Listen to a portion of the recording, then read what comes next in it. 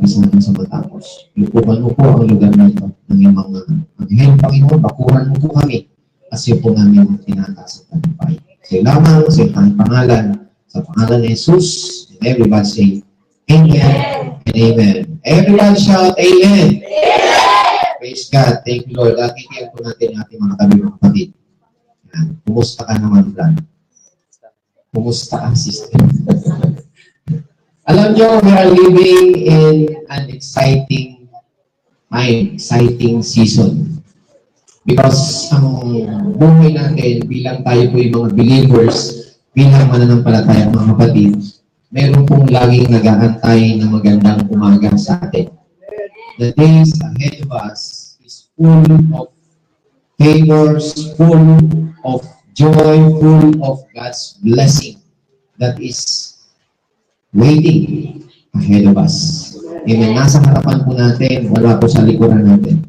That is for the believers. But for those who are not or unbelievers, mga kapatid, hindi po ganun ang nag-aantay sa kanila. They are worrying, they are burdened, namumroblema sila. But for us, mga kapatid, even in the midst of problem, even in the midst of calamity, we put our trust in the Lord Jesus. Amen. So we can trust the Lord Jesus Christ because there are blessings, there are favors ahead of us. Everybody say amen. At yan po ang pangako ng Panginoon sa atin. Please, nabuksan na po ba ito? Are you ready mga kapatid sa umagang ito? Sa pakikinig ng salita ng Diyos, handa na po ba tayo? Are you excited, mga kapatid? Amen. Sabi sa Proverbs chapter 4, verse 18, hindi ba ito? Wala ito? Okay. Buksan natin sa Proverbs 4:18. The path of the righteous, sabi ng Panginoon,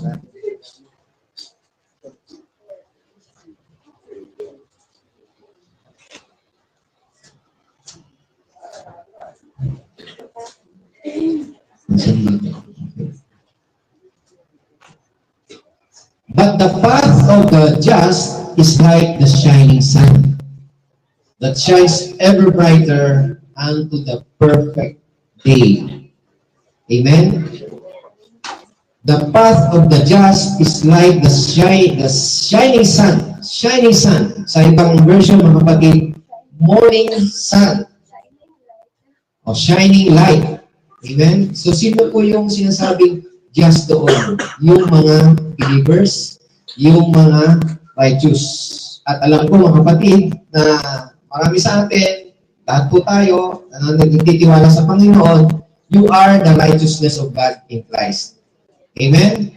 And your days becomes, the more na dumadating ang araw, mga kapatid, yung daan, yung sabihin yung buhay natin, mga kapatid, ay paliwanag ng paliwanag. Ang sabi dyan, shines ever brighter unto the perfect day.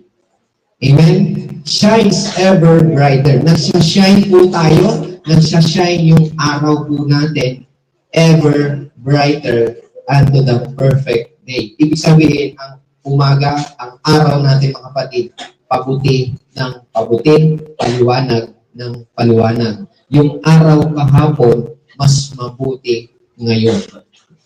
At yung bukas, magiging mas mabuti kaysa ngayon. At ito ay pabuti ng pabuti. Unto the perfect day. And unto the perfect day refers to the day when Jesus comes again and yung mamimit natin siya face to face. Amen? Yung makita na natin siya hanggang sa pagbabalik ng Panginoon, papabuti, paliwanag tayo ng paliwanag as the world gets darker and darker, but the glory of the Lord is upon you. Nasa atin ang ating Panginoon. Kaya lalo tayo nagliliwanag, even in the midst of calamity, even in the midst of storm, kapatid, nagliliwanag po tayo. Amen? At hindi lang po basta nagliliwanag. Ever brighter. Hindi lang basta liwanag, ever brighter. Amen? At hanggang sa pagbabalik ng Panginoon yan, at ito yung ina-expect po natin mga kapatid, na pagharap natin sa Panginoon, nagliliwanag pa rin po tayo, hindi tayo pinanghihinaan ng loob, lalo tayong lumalakas, lalo po tayong tumatatag. At yung araw na yun mga kapatid, yun yung the end ng lahat ng mga sakit, ng mga karamdaman, ng mga depression sa buhay po natin, sapagkat makakasama na po natin ang ating Panginoon. For how long? Forever. Amen? Forever. Forever is a long time. Amen po? So, hindi tayo nag-expect katulad ng ine-expect ng mundo. Ang ine-expect ng mundo, malala na to, huling panahon na tayo, magugulo na ang mundo. They are expecting us. At they are expecting that. For us, we are expecting the coming of our Lord Jesus Christ for the coming rapture, na tayo po ay babaguhin ng Panginoon Jesucristo. Hindi po yung pagkagunaw, hindi po yung dilubyo, hindi po yung gera, hindi po yan ang hinihintay natin ngayon. Hindi po ba mga kapatid, we are not expecting for that. We are expecting anytime now sa pagbabalik ng ating Panginoon Jesucristo. And our days ahead is full of joy, full of God's blessing. Expect that. Puno ng pag-asa.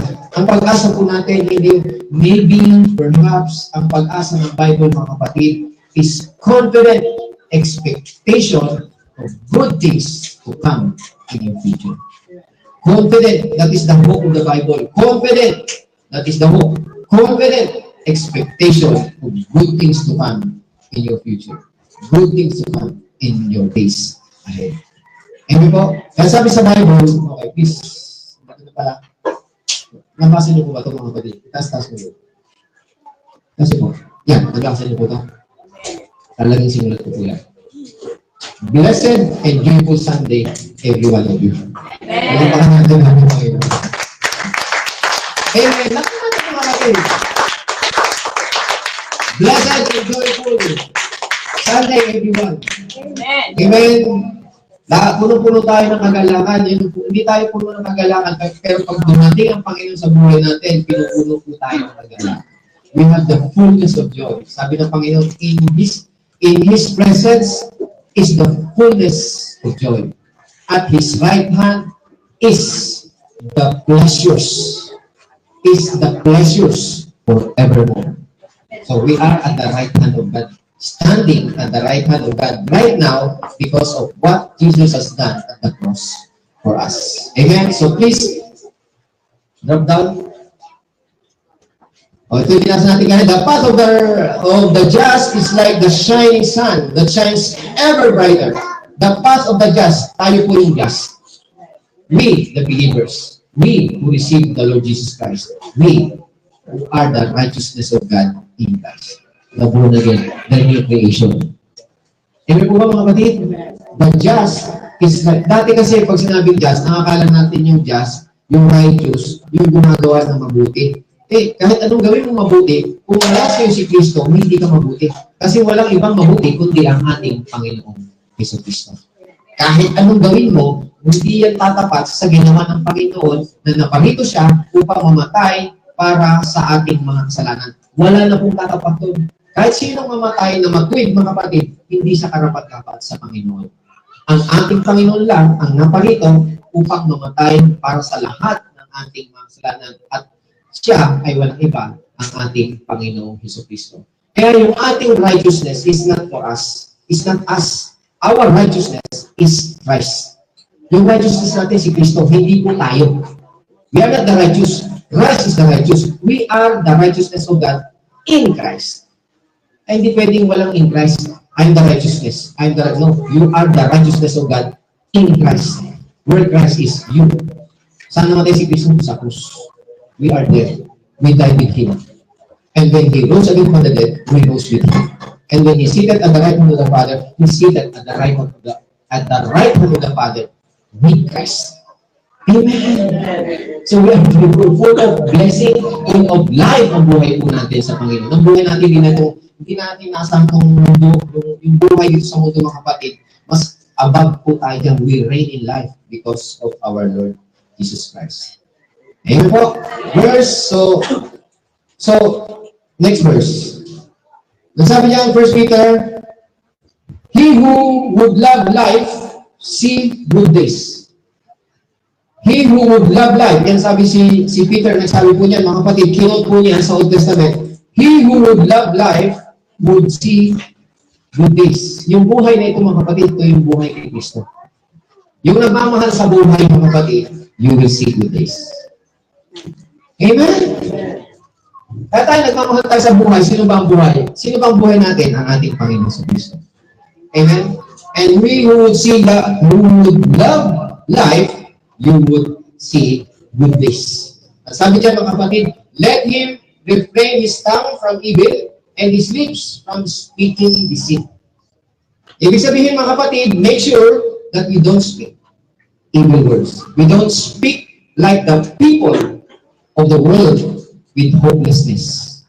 Alam na tayo, pag sinasabi tayo, wala na pag-asa, wala na buhay, that is evil. Kanya po ba tayo, mga kapatid?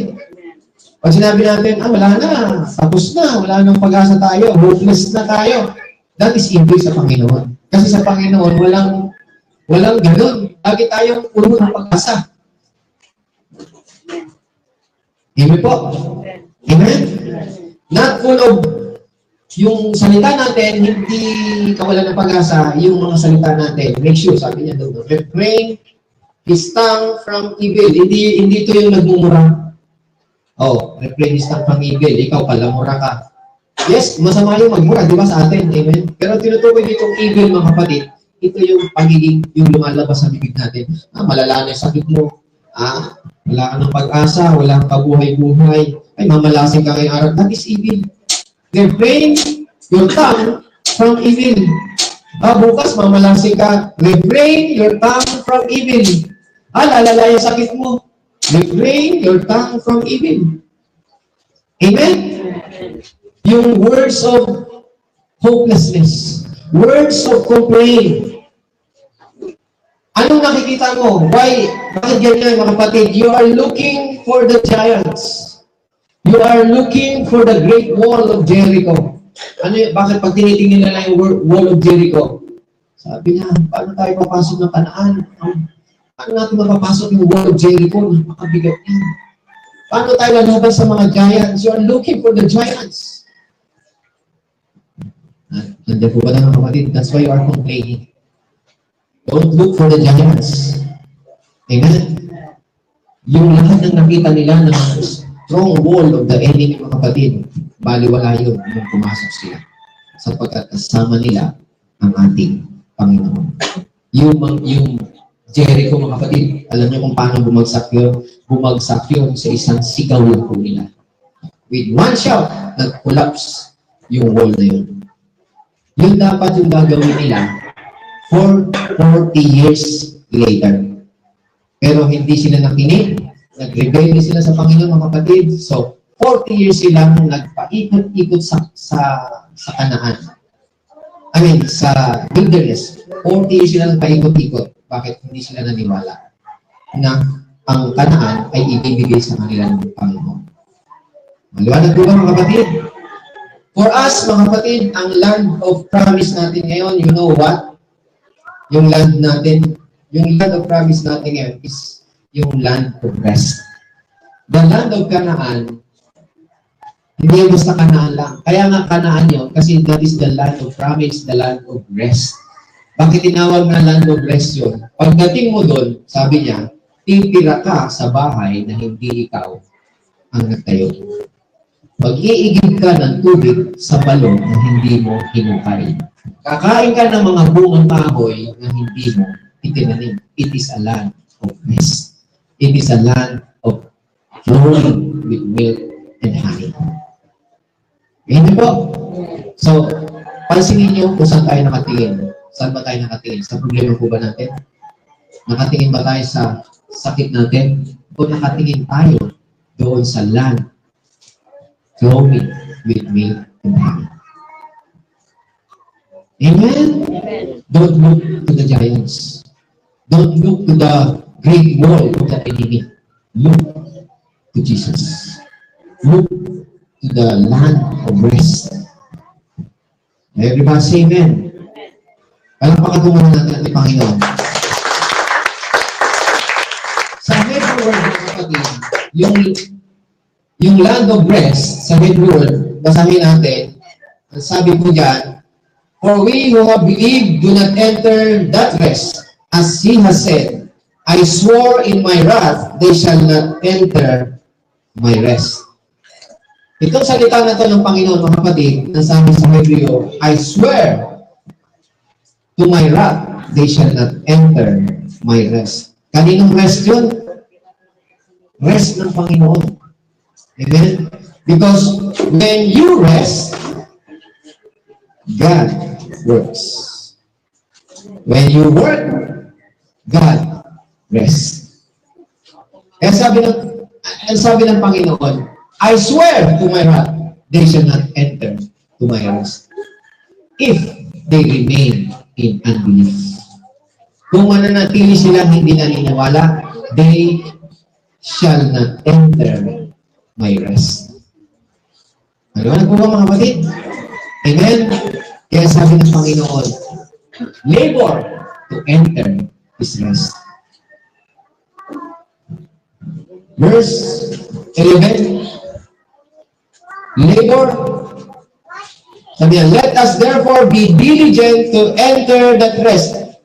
Say rest, mga kapatid. Do you understand rest? Katulad na ganito, nakaupo lang kayo, di ba?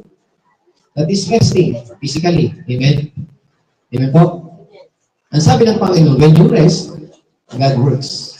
Kung may problema ka ngayon, huwag kang mag-try your best para gumawa ng solusyon. Amen? Rest in the Lord. Magtiwala ka sa gagawin ng Panginoon. Amen po? So, enter His rest. Kahit anong problema, kahit anong bigat ng problema, mga kapatid, enter. Sabi niya, let us therefore be diligent to enter that rest, lest anyone fall according to the same example of disobedience. Ang gusto ng Panginoon kasi, mga kapatid, sa bayan ng Israel, nung time na yon, sila'y alipin doon sa Egypt. Tama po ba? Kung naalala yung istorya ng Egypt, nung ang Israel ay nasa Egypt, lagi silang nagtatrabaho, alipin sila araw-araw, trabaho. Tama? Ibig po mga kapatid, at ang trabaho nila mga kapatid is really hard work.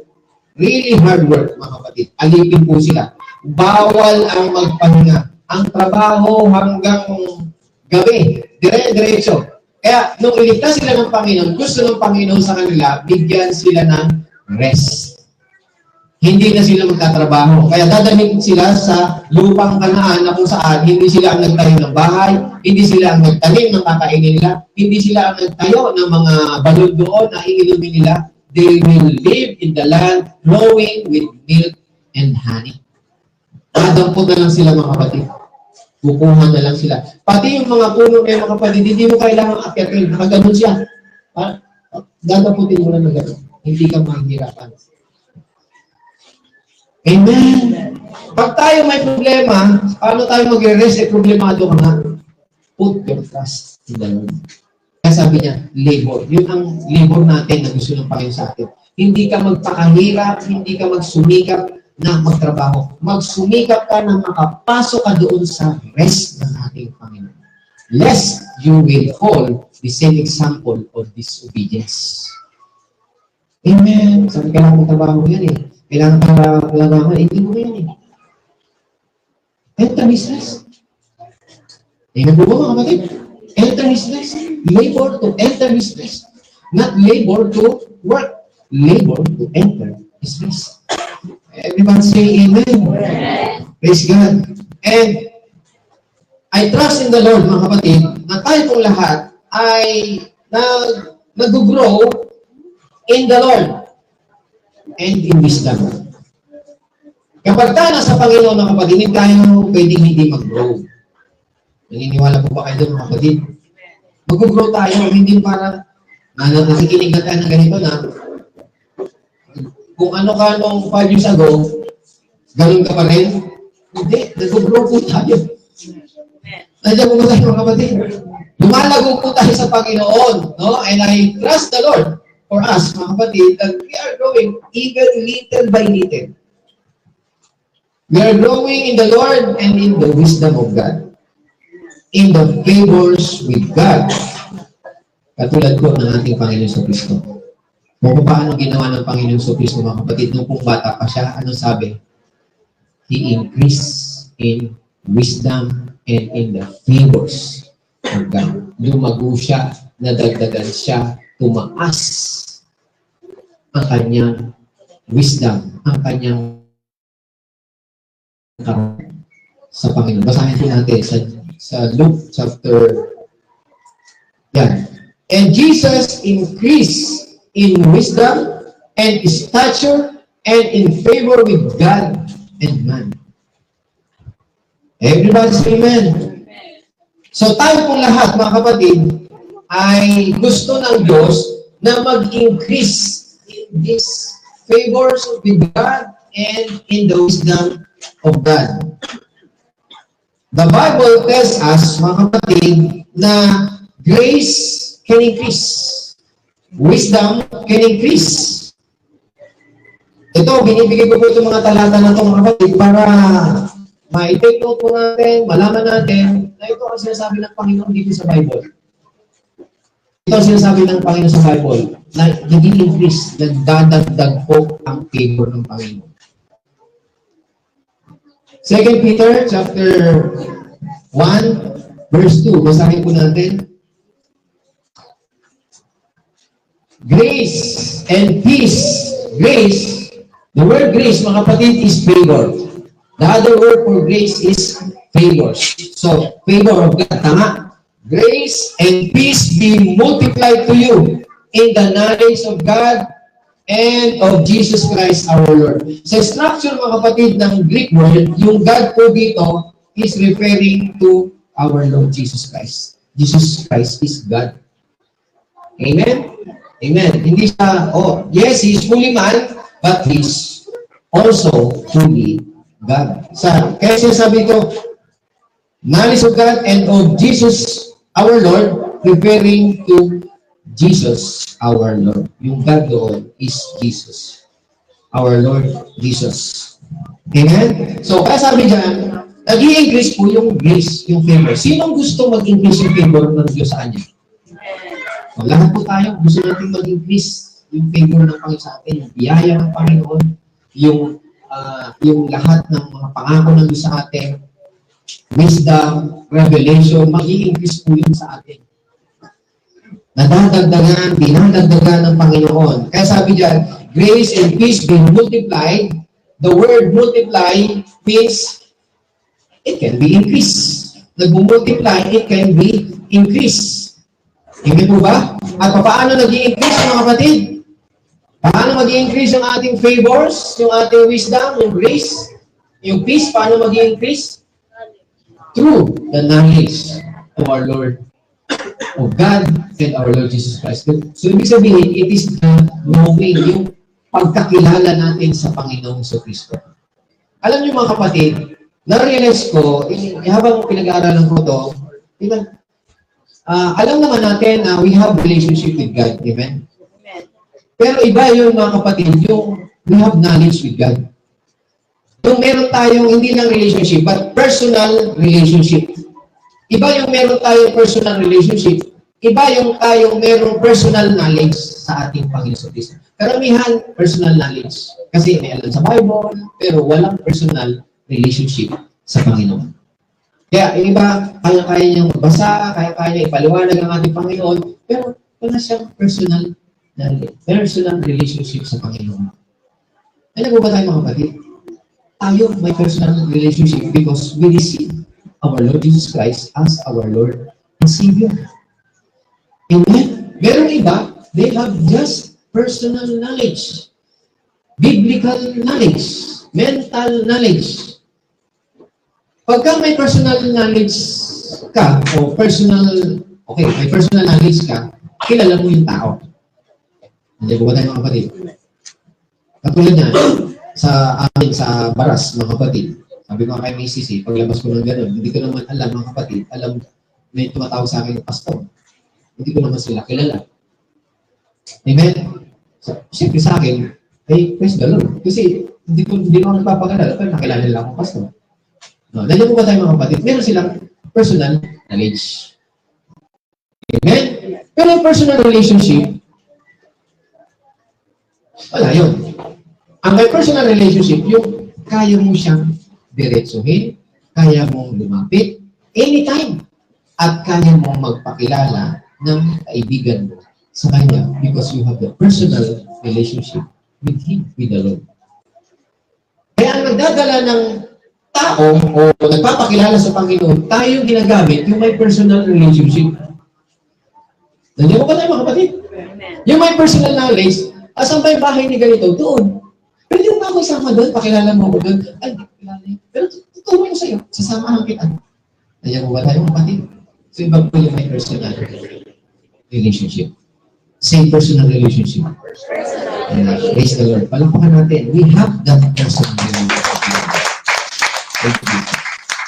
Praise God. Hallelujah. So, ang sabi niya mga kapatid, through the knowledge of our Lord Jesus Christ, yung pagkakilala natin sa Panginoong Jesucristo, nag-i-increase yung favor. The more nag-i-increase ang favor sa atin ng Panginoon. Kasi may personal relationship, may knowledge tayo. Pag may personal relationship ka sa Panginoon, yung personal knowledge, iba ang dating nun tayo.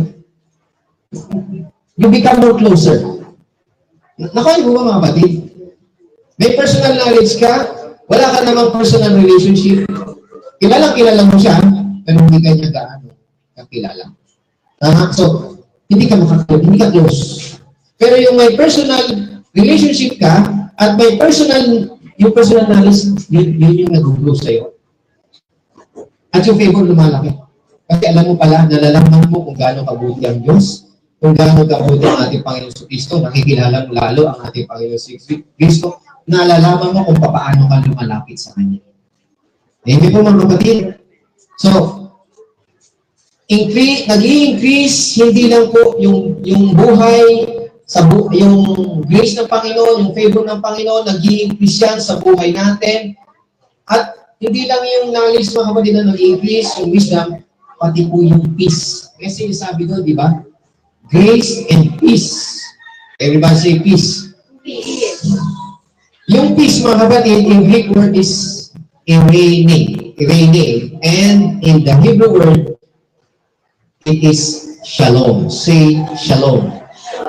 Sa pagpunta kayo sa Israel, mga kapatid, pag sinabi niyo sa kasalubong niya na shalom, sasabihin naman niya, shalom alaikum. Hindi, shalom din.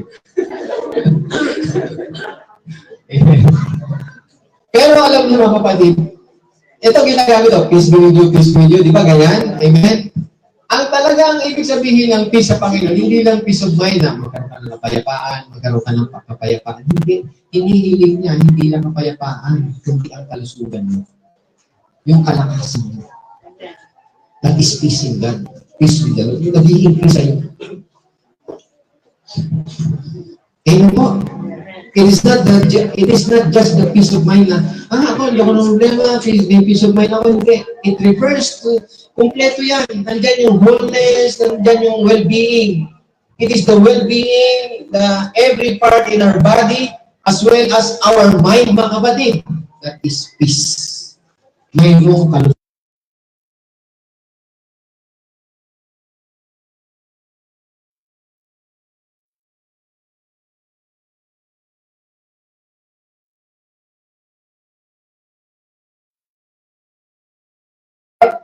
Kagalingan mo.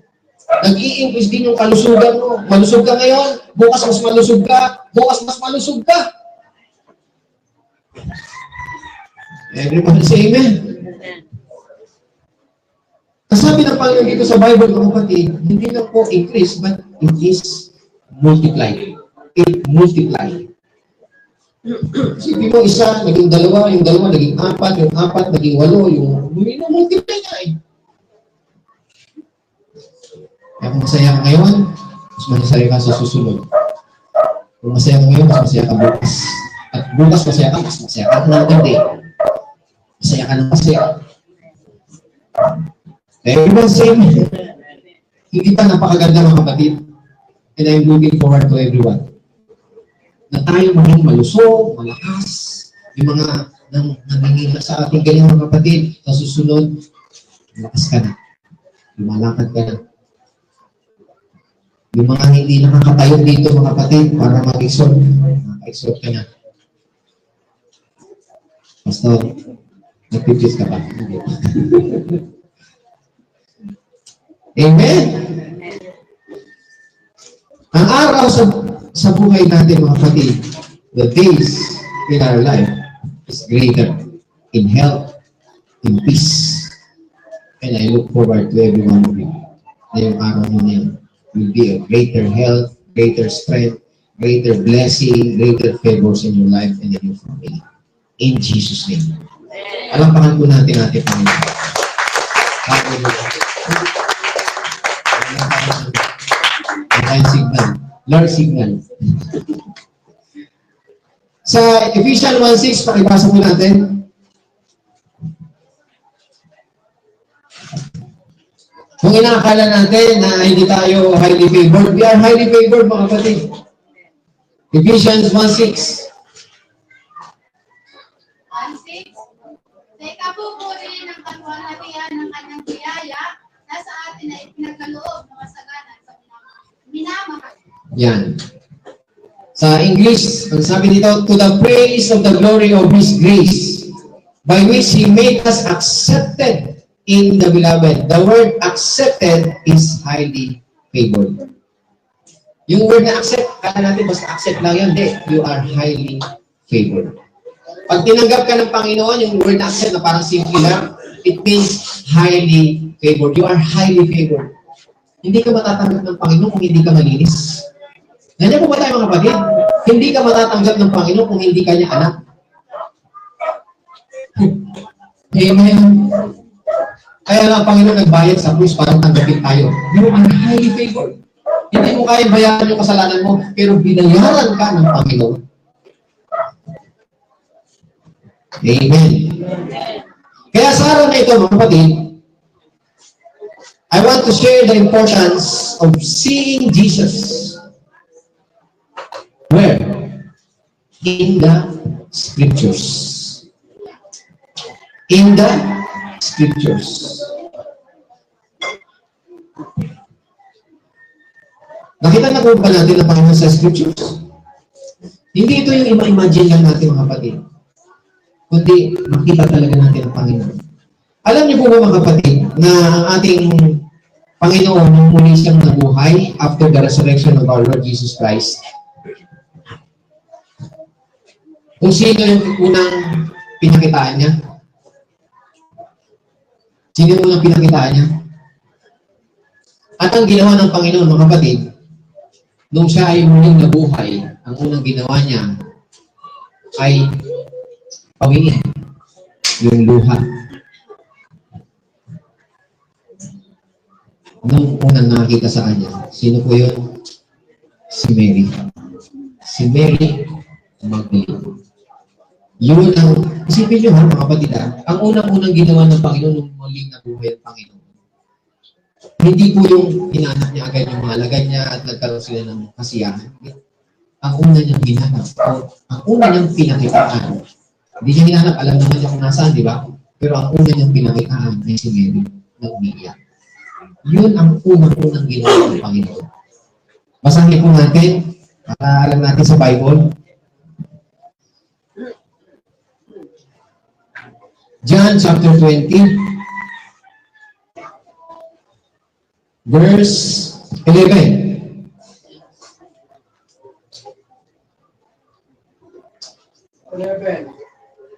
Si Maria ay nakatayong umiyak sa labas ng bibilan. Habang umiyak, ay umupo siya at sumilip sa loob. May nakita siyang dalawang anghel, nakadamit na puti at nakaupo sa pinagwagyan ng bangkay ni Jesus. Ang isa ay sa gawing ulunan at isa naman sa kanan. Diyanong nila si Maria.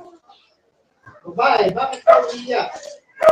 Sumagot siya, kinuha nila ang aking Panginoon at hindi ko alam kung saan siya nilagay. Tuloy. 14.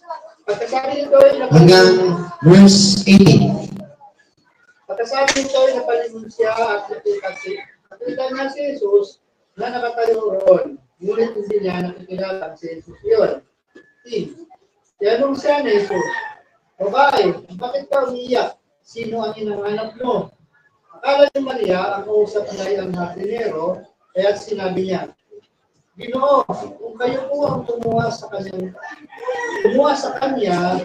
pakituro nga po ninyo sa akin kung saan ninyo siya ilagay at kukunin ko. 16. Maria, sabi ni Jesus, umarap siya at kanyang sinabi sa wikang Hebreo, Rabboni, na ibig sabihin, Guro. 17. Si Jesus, sabi ni Jesus, huwag mo kong hawakan sapagkat hindi pa ako nakapunta sa Ama. Sa halip, pumunta ka sa aking mga kapatid at sabihin mo sa kanila na naakat ako sa aking Ama at inyong Ama sa aking Diyos at inyong Diyos. Kaya't si Maria Magdalena ay pumunta sa mga alagad at ipinalita sa kanila. Nakita ko ang Panginoon. Sinabi rin niya sa kanila ang mga sinabi sa kanya. Everybody say amen. Amen. So nakita niyo mga kapatid, kung sino ang unang nakakita doon sa resurrected body ng ating Panginoon Kristo. Yung resurrected mga kapatid, hindi yung in the flesh pa siya o yung may sugat siya, hindi. Resurrected na po ang ating Panginoon nung makita niya. Si Mary. Amen. Siya yung inisip ng Panginoon na puntahan ka sapagkat alam niya. Kaya alam niyo pa nais niyong pawiin yung ating mga yun ang nais na Panginoon. Sa Old Testament, the first mention of tears, yung luha, yung pag-iyak, ay nangyari nung panahon po ni Abraham kay Agar. Kilala niyo po si Agar? Yung inanakan ni Abraham na pinalayas dahil anak siya sa labas. At nanay ni Ismael. At yun, nakita ng Panginoon si Agar na umiiyak. At yun yung first mention na pag-iyak. Basahin niyo po sa Genesis chapter 21, verse 17.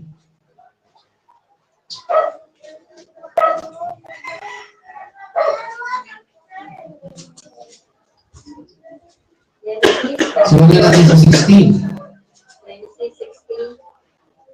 At yumaon at naupo sa tapat niya na ang layo ay isang hinagpos ng pana, sapagkat sinabi niya, Huwag pong makita ang kamatayan ng bata.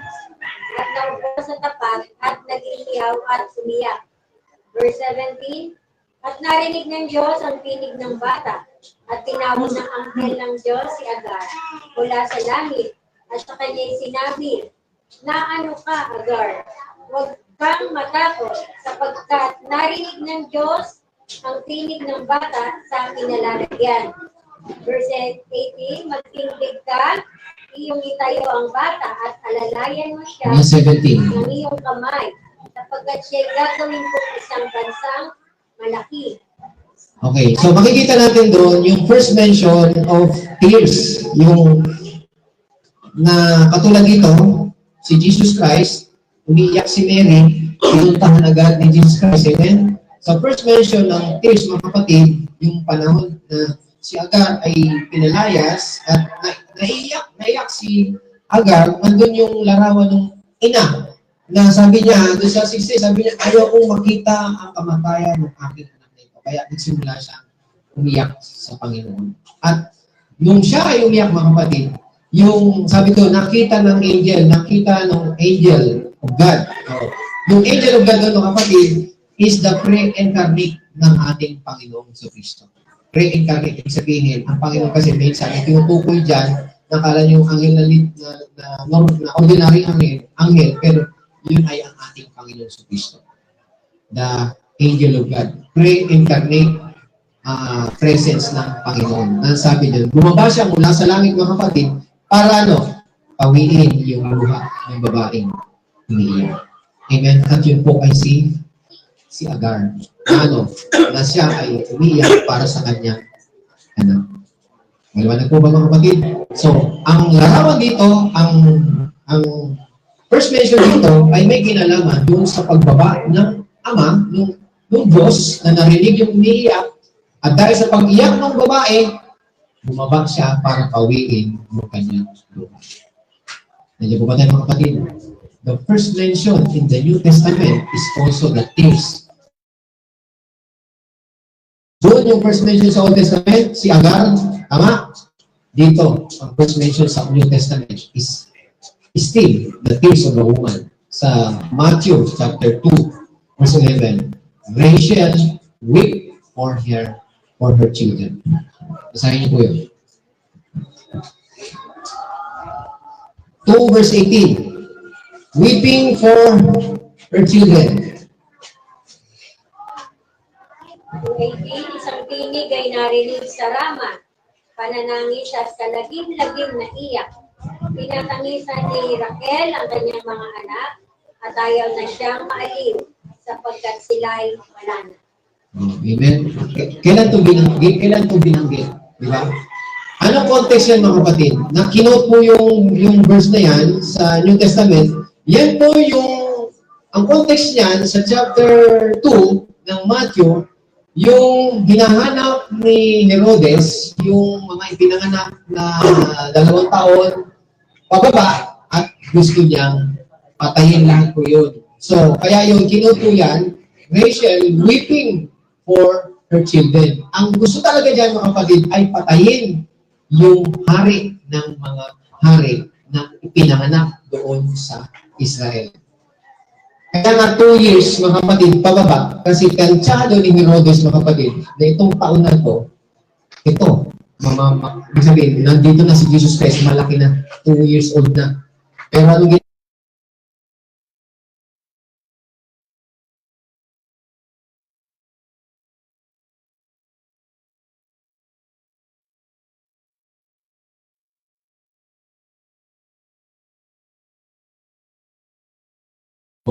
first mention. Kaya nga nung namatay ngayon ang ating Panginoon Kristo, mga kapatid, dito pinapakita naman sa atin. Kaya nga, yung kahalagahan, yung makita natin ang ating Panginoon Kristo, hindi po sa natural, kundi doon sa scriptures. Yung makita mo, why? Pag nakita mo ating Panginoon Kristo, ano mang luha ko, mga kapatid, papawiin ng Panginoon. Because you saw the Lord Jesus Christ.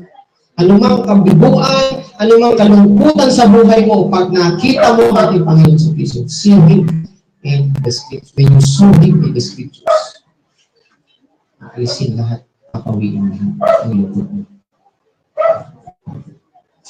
Everyone say Amen. Palapakan natin ang Panginoon. Alam mo ba, mayroong verse sa Psalms, mga kapatid? At mayroong verse sa Psalms, sa aklat ng Psalms, na alam niyo kung ano ginagawa ng Panginoon sa luha natin? Nasabi ng Panginoon, He bottled your tears. Tayo, minsan, naiyak pa tayo umiyak sa Panginoon. Ako, mayayain ako ron. Dahil pag ako umiyak, piling ko, bading ako. Nakunin ka natin. Pero hindi, ang totoo, pag sa Panginoon ka, doon nakikita ang totoong pagkalalaki. Hindi yung kaduwagan. Amen? Ang sabi ng Panginoon ng kapatid. Alam nyo, kahit sa Bible, sina David, yung mga likod ng Diyos, they are crying for God. Nandiyan po ba tayo mga kapatid? Umiyak sila sa Panginoon. Hindi sila nahiya. Bakit? Ang sabi ng Panginoon, God bottled their tears. Bottled. Iniipon ng Panginoon yan, kinukuha ng Panginoon. Basahin natin mga kapatid. Sa Psalms chapter 56 verse 8.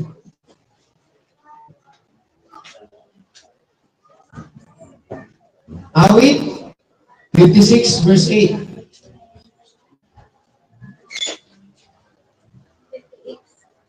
56 verse 8. Ang sanay kong suliranin na babatid mo ng lahat. Pati mga pagluha ko'y nakasulat sa iyong aklat. Sa English. Sabi, ang luha mo ay? Nakasulat sa iyong aklat. Luha daw, nakasulat sa iyong aklat. Sige. Sa English. You number my wanderings. Put my tears into your bottle. Put my tears into your bottle. Are they not in your book? Amen? Amen. Ibig sabihin dito, God put up our tears in the bottle. It means every tears is not forgotten before God.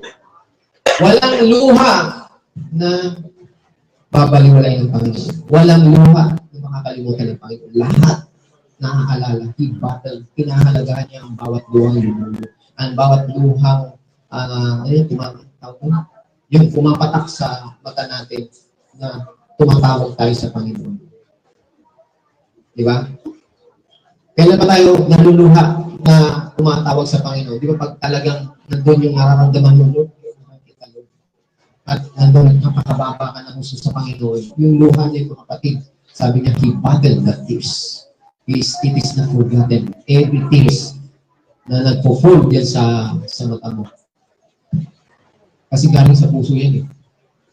May mga matitigas ang puso, mga kapatid, talagang hindi siya iyak, pero hindi niya alam yung puso niya nagdudugunan, mga kapatid. Nandiyan po ba tayo, mga kapatid? Amen? Alam niyo, ang unang assignment ng Panginoon kung bakit siya naparito sa Luke chapter 4, verse 18. Ang sabi ng Panginoon, basahin po natin, Lucas chapter 4, verse 18. Napatay signal niya, mga kapatid. Wala. Wala na naman yung inipon ko.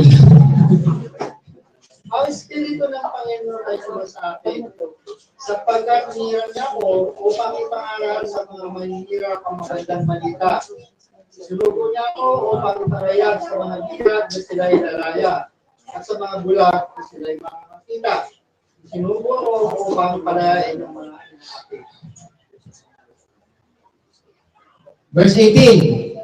Ito sabi ng Panginoon, ang Panginoon kasi, mga kapatid, nung siya ay nabubuhay dito sa lupa, pumunta siya doon sa kanyang bayan, sa Nazaret. At pag nagtuturo siya, pumapasok po siya doon sa sinagogue. Pagdating doon sa sinagogue kasi, mga kapatid, ng mga Israel, kahit sino pwedeng magsalita doon. Basta't may sasabihin ka, pwede ka doon. Parang ganito sa atin, mga kapatid eh.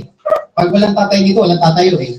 Pero kung may gagamitin ka ng Panginoon, tatayo ka dito, babasahin mo yung scriptures, tapos bababa ka lang. Ganun ang ginawa ng Panginoon lagi. Pag nagtuturo po siya doon sa sinagogue, nagbukas po siya ng aklat. At ito ang binuksan niya, sabi niya.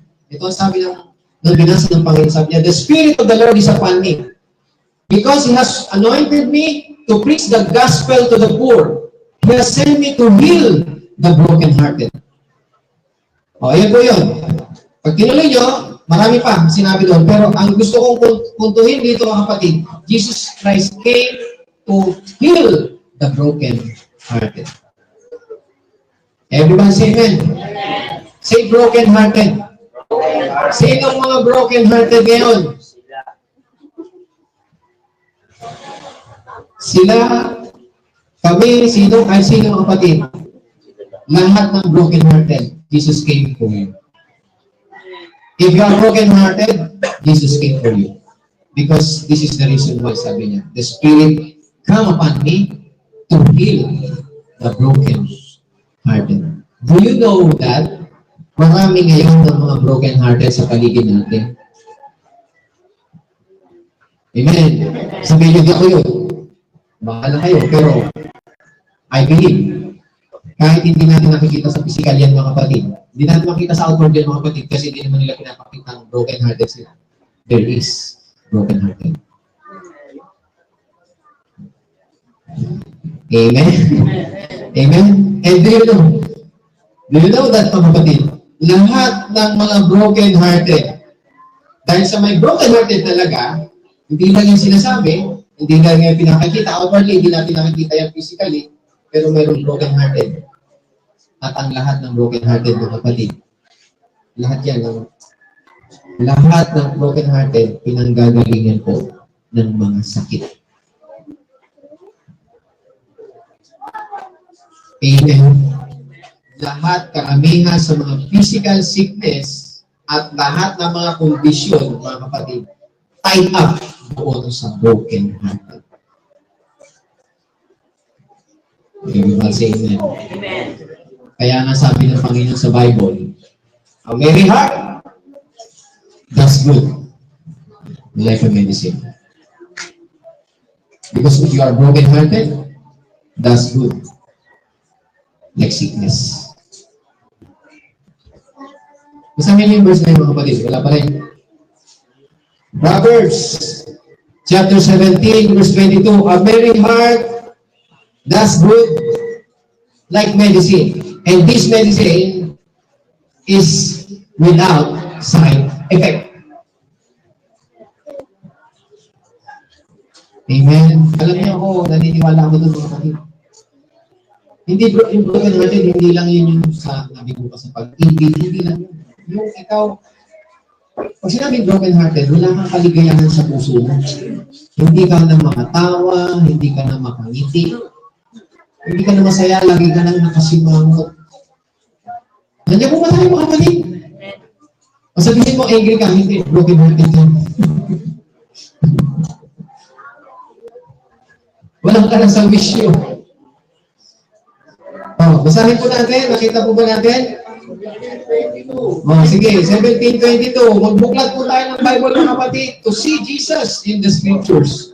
A joyful heart is good medicine, but crushed spirit dries up. Ano po? What? A joyful heart, good medicine, but a crushed spirit dries up. Yan. Crush spirit. Dries the bone. Dries the bone, yan po yung arthritis. And every condition of the bones. Arthritis. Pag crush spirit ka, yung bagsak ang espiritu mo, durog ang espiritu mo. Kahit pakainin ka ng yun, malalang ano yun, mga kapatid, crush spirit. Kaya very hard, that's good like medicine. If your heart is merry, if you have a heart that is merry, mga kapatid, it's like ministering to your health. Nag-minister yan ng health sa'yo. Nagsiserve yan. Naglilingkod yan para bigyan ka ng magandang pangangatawan, magagandang kalusugan, magagandang pag-iisip mo. Ay, si Saul, mga kapatid, nung na-depress siya, di ba? Sino tinatawag niya? Si David, para tugtugan siya ng awit sa Panginoon. Kasi yung depressed spirit, hindi yan basta-basta matatanggal sa iyo, mga kapatid. Kaya sabihin mo, umiti ka, mga kapatid. Pero deep inside, there is emptiness in your heart. At alam ng Diyos yan. Amen. Amen. This is the word of God. A merry heart does good like a medicine, but a crushed heart does the bone. Bakit naging dry bone? Kaya pag dry bone mo, hindi ka na makatakbo, hindi ka na makalakad. Yung mga tumatanda, di ba? Sabi niya, matanda ka na, may arthritis ka na. Ano sa Tagalog yung arthritis? Arthritis. Si aray ko. Ako, may masakit dito. Sabi ni Mrs. arthritis niya ata. Gout. Ano sa Tagalog yun? Rayuma. Rayuma. Iba ba yung rayuma sa... Iba yun. Iba. Mababa yung rayuma, mataas yung rayuma. Rayuma sa'yo. Punso yung isa-isa panganay. Nandiyan po ba tayo, mga kapatid? Amen. Kaya anong ginagawa natin sa Panginoon? Anong ginagawa sa atin ng Panginoon pag tayo malapit sa Panginoon? Maawi tayo. At kapag umami tayo sa ayaw mo sa gusto, magkukomfort ka. Sumabay ka lang. Pero pag hindi ka sumabay, sigurado, nandiyan ka pa rin. Kung pumasok ka dito malungkot, lalabas ka dito malungkot. Why? Hindi mo hinayaan na pumasok sa iyo ang blessing Lord. Hindi mo nakita ang Panginoon. Nandiyan po ba tayo, mga kapatid? Amen. Palapakan natin ang Panginoon.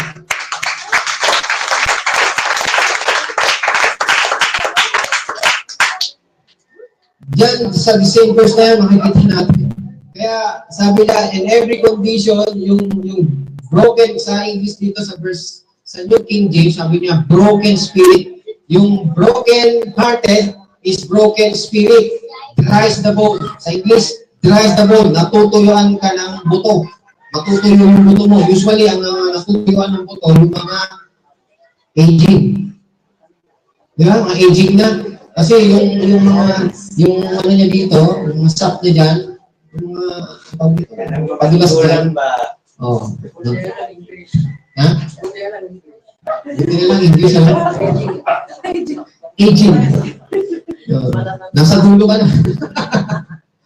But a merry heart. Kaya nga sinasabi ng Panginoon, but a merry heart. Alin ang pipiliin mo? Maging malungkot o maging masaya? Saya. O, wala namang bakit ang maging masaya, di ba? Yung maging masaya ka sa Panginoon. Because Jesus Christ came to heal the broken heart. Everybody say amen.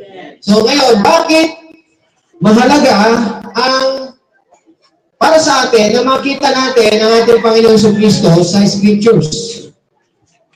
Bakit mahalaga? Sabi nga, ito yung importante makita natin. Paano ba tinatawag natin ang ating Panginoon Jesucristo? Back to the church. Dito sa church. Makita natin siya lagi dito sa church. Dito maramdaman natin, matama natin ang ating Panginoon Jesucristo dito.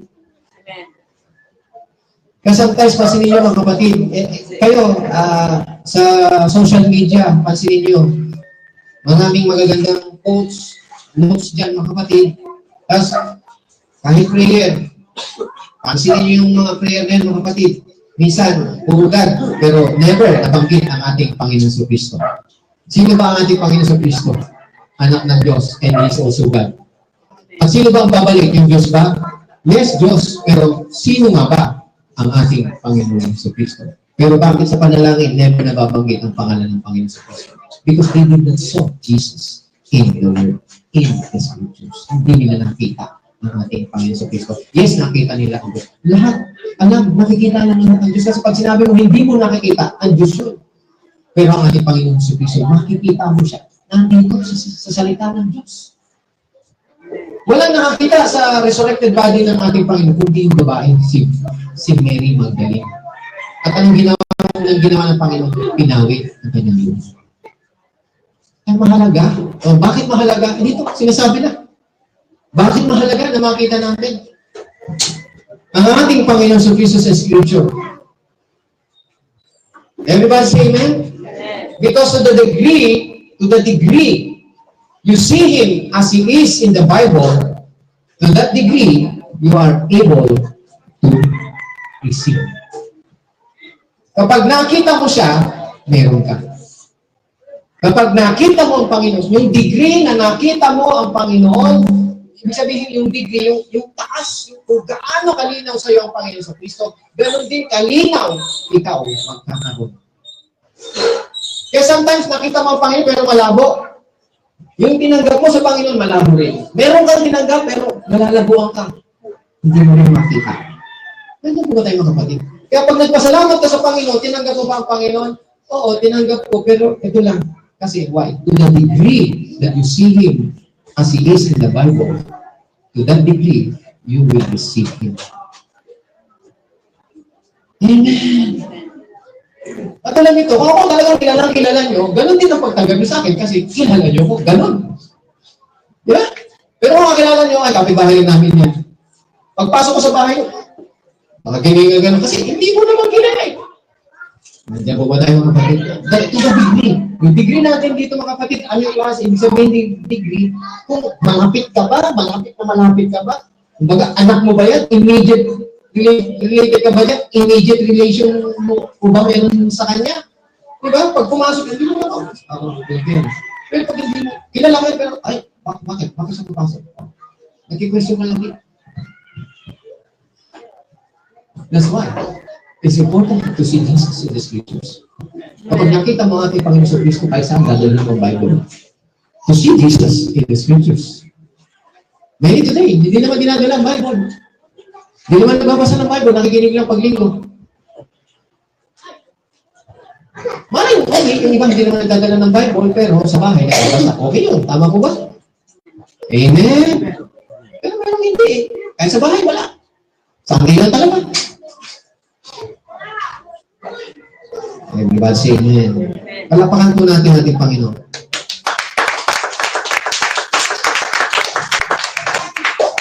kapasidad, yung kakayahan natin na magkaroon, yung kakayahan natin na tumanggap sa Panginoon, mga kapatid, ay may kinalaman doon sa seeing Him in the Scriptures. Yung makita mo siya. Nakita mo siya. Everybody say amen?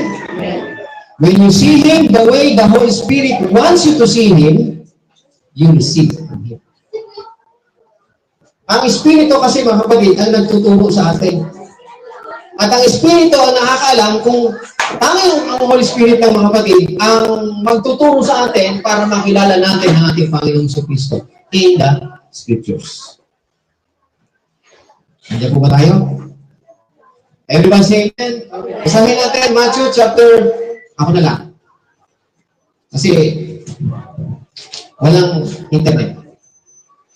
Matthew chapter 13, babasahin ko po, makinig po tayo mga kapatid.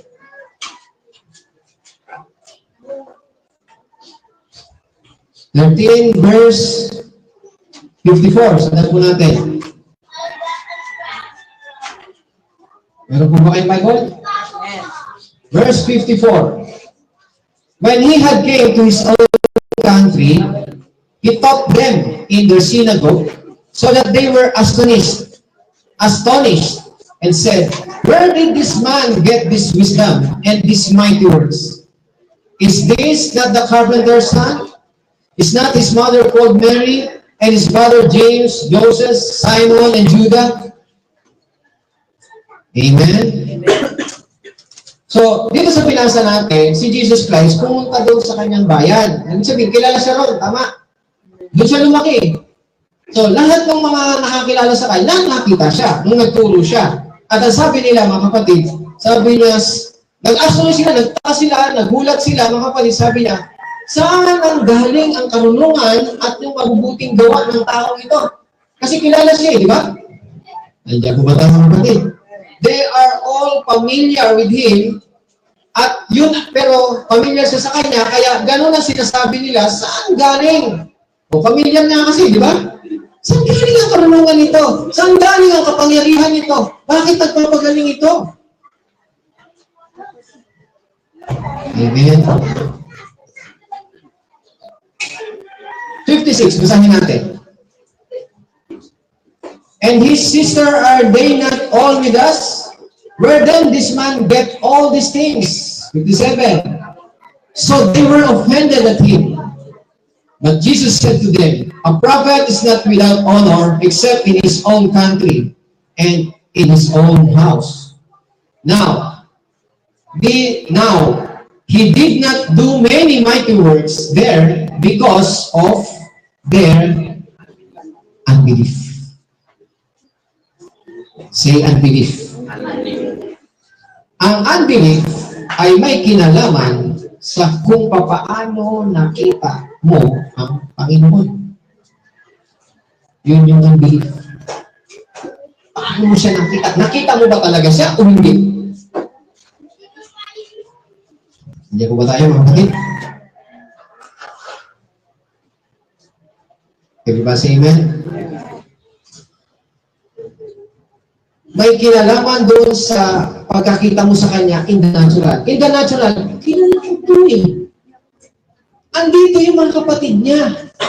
Andito yung nanay niya, tatay niya. Ito pa yung mga kapatid niya eh. Si Jose, si Simon, yung kapatid niya babae. Ito, saan galing ang karunungan ito? They see him in the natural. Hindi mo tayo mga kapatid. Ito yung opposite ng Holy Spirit. Ang gusto ng Espiritu Santo is to unveil Christ in the Scripture, who really is. Ang gusto ng Espiritu Santo, ipakilala si Jesus Christ, si Kristo sa atin in the Scripture, who as He really is. Kung sino talaga siya. Sino ba talaga siya? Alam niyo ba tayong lahat? Kaya nga sabi natin, I am the righteousness of God in Christ. Nasaan yun? titingnan ka, yung ginagawa mo, mali naman. Hindi, tingnan mo sa Bible. You are the righteousness of God in Christ. Yan ang sabi sa Bible. Ikaw yung tinutukoy dito. At ito ang sinusundan. Nakikita mo ang daan. Sabi niya, the path of the righteous is ever brighter and brighter until the perfect day. Kung alam mo, ikaw ay nasa Panginoon, you are righteous, your path is like the shining sun in the morning. That shines ever brighter. Hindi yung huli-huli mga kapatid, kung yung may liwanag. Hindi po ba tayo? Hindi nawawala ng pag-asa, nagkakaroon ka ng pag-asa.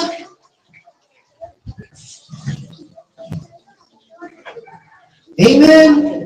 Kaya to the extent that we see Him the way God wants us to see Him, to that extent, we are able to receive Him. To that extent, kung gaano mo siya nakita, to that extent, you are able to receive Him. You are able, kung sa Tagalog, nagkakaroon ka, tumatanggap ka, may tinatanggap ka. Ano ang tinatanggap mo? Yung makilala mo Panginoon sa Kristo.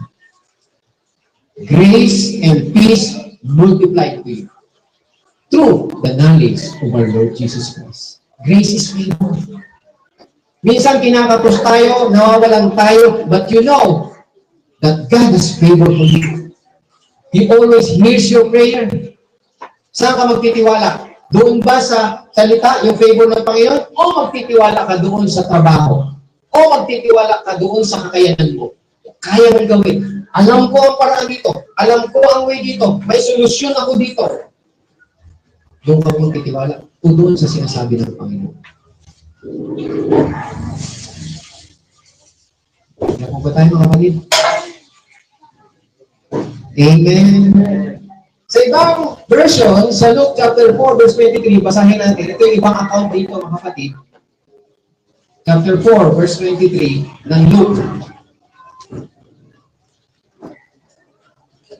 23. Kaya sinabi ni Jesus, iyak mo sabihin ninyo sa akin ang kasabihan ito. Manggagamot, gamutin mo muna ang sarili. Marahil sa sabihin ninyo. Gawin mo rin dito sa inyong sariling bayan ang mga namalitaan namin ginawa mo sa Capernaum. Tuloy. 24. Tandaan ninyo, walang propetang kinikilala sa kanyang sariling bayan. Oh, amen. Sa English ha, sasabihin, babasahin ko po dito. He said to them, you will surely say these proverbs to me, Physician, heal yourself, whatever we have heard done in Capernaum, do also here in your country. Ito kahit mga kapatid. Ito ang nagpapakita na kinukutya nila ang Panginoon. Sino ka ba? O sige, kung anong ginawa mo doon, gawin mo rin dito. Di ba may pinagaling ka doon? Di ba nangaral ka doon, gumaling sila? O bakit dito? Bakit walang gumagaling? Magpagaling ka rin dito. Gawin mo rin dito ang ginagawa mo ron. Amen? They are mocking. Kasi ang nakikita nila, yung natural. Natural. Hindi nila nakikita, si Kristo to. Alam ko ba? Tuloy ko yung basa. Then he said, assuredly I say to you, no prophet is accepted in his own country. Everybody say amen. Dito tayo tuloy mga kapatid. A prophet is not accepted in his own country. Ito na pala. Ay, thank you, Lord. Palapakan natin ang Panginoon.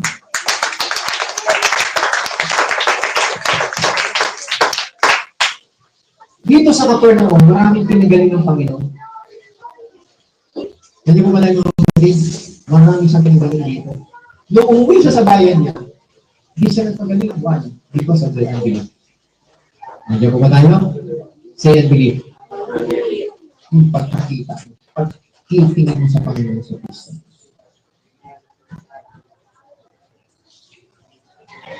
Ito yan, no? Then he said, assuredly I say to you, a prophet is accepted in his own country. No prophet is accepted in his own country. Makinig tayo. Hindi walang yung prophet is ibig sabihin, hindi sa ang propeta ay hindi tinatanggap. Hindi po ba tayo mga kapatid? Sabi niya, no prophet is accepted in his own country. Tinatanggap itong propeta na to, pero not in his own country. Tinatanggap siya. Nandiyan po ba tayo mga kapatid? Tinatanggap siya ng mga tao, pero hindi siya tinatanggap sa sarili niyang bayan. Hello?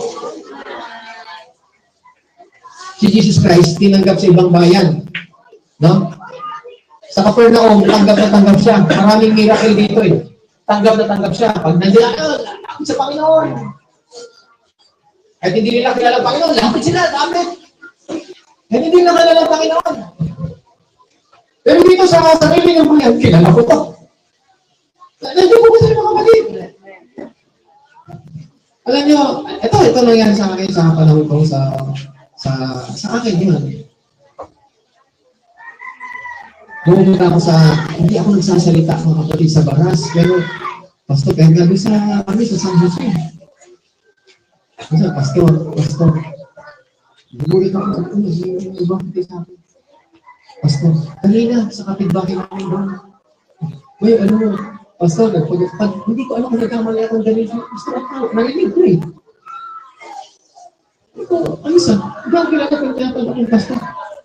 Pero nakakilala sa akin, hindi mo kalapit. Kanina dyan.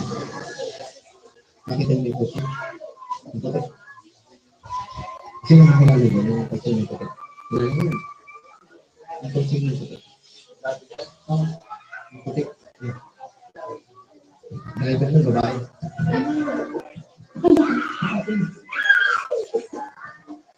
Pastor, nagaya ko gising. Sa kagulang, tinatawag mo. Pero andun yung point ko, mga kapatid. Kasi niyo po, maintindihan niyo po ba mga kapatid? So, hindi ako yung sarili ko yung pinag-usapan natin dito. Ito sinasangkol ko lang. Nandiyan po ba tayo mga kapatid? Sometimes, aminin natin din sa sarili natin. Kaya kilala niyo na ako, pero hindi yung matawag ng pastor. So, yung pastor na may respeto, pastor, alam mo na, hindi mo siya tinatawag as siya. Kundi, tinatawag mo siya, nandun yung respeto mo, kaya alam mo tinawag siya. Respeto mo sa pagkakatawag mo ng Diyos sa kanya. Hindi yung, ito, kilala ko ito, kapatid ito, nandito. Hindi yun eh. Hindi! Hindi ko alam pero alam nyo, it is the Holy Spirit guiding us. It's the Holy Spirit. It's unbelief. Kung pinag-pray kayo, hindi kayo gumaling, maybe there's unbelief. Naalala nyo, ganito ko sa inyo dati, di ba? Ilang ulit ko na itong pinikwento dito. Nagkasakit ako dito sa Antipolo. Dalawa kami. Full time kami dalawa ni Pastor Hale. Nagkasakit ako, sabi ko talaga, hindi ko kaya. Sabi ko kay Pastor Hale, Pastor Hale, mo nga ako. Sabi sa akin, Pastor Hale, bakit? Parang lang tayo. Parang lang daw kami. Pastor, bakit ka? Sabi ko, hindi ko na kaya. Hindi niya matanggap ang kapatid ko na nag-finish sa akin. Hindi, sige, tuloy mo lang ako. Kasi alam niyo, nararamdaman ko. Kasi tumatawag ako kay Lord eh. I'm asking for healing. Good time, ha? Doon dito sa sementeryo. Tabi kami ng sementeryo. Ang sarap matulog sa tabi ng sementeryo. Napakatahimik. Sarap talaga matulog. Everyday Christmas doon. Oo. Yung bahay nila, Sister Gina, yung lugar dyan, parang tabi ng sementeryo. Tahimik eh. Nakikita ko daw kasi yung bahay namin, pagbukas namin ng gano'n, nandun yung balon. May balon ka eh. Doon kami kumukuha ng wala pa kayong balon doon. Doon kami, wala kami gripo doon, yung balon. Nagkano kami doon. Bago pa, full time ako dito sa Antipolo. Time na yun. It was 2000. 2000 pa lang pala yun. 1919, di ba? 1990. 1990. O, 95, gano'n siguro. O, 1999. Gano'n. O, 91. 1991. Ba't sino taga nun, ha? Ang bata ko kayo, mga alam nyo, mas bata ka mga kulo.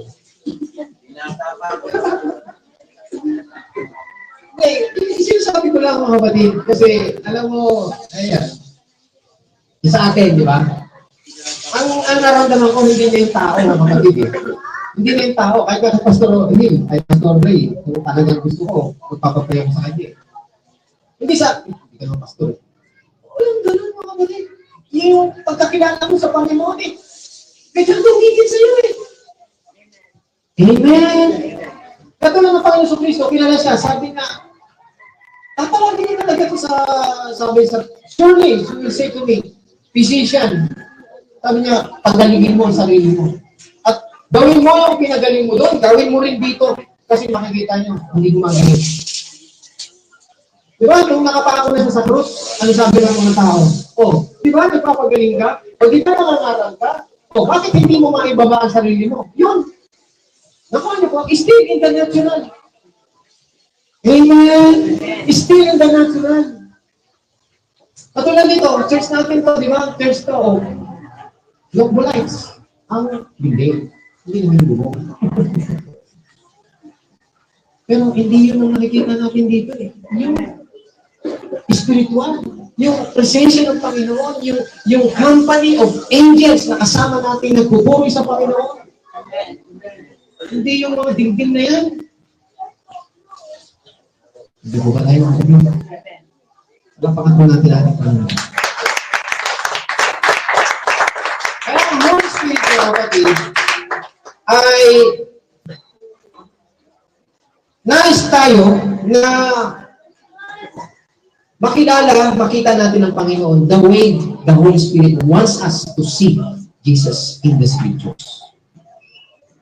Kahit sa pagbabasa ng Bible, mga kapatid, kailangan natin ang Holy Spirit. So, ano nangyari doon sa mga tao na yun, nakaharap ng ating Panginoong Kristo, mga kapatid? Anong resulta? Anong resulta doon? Wala.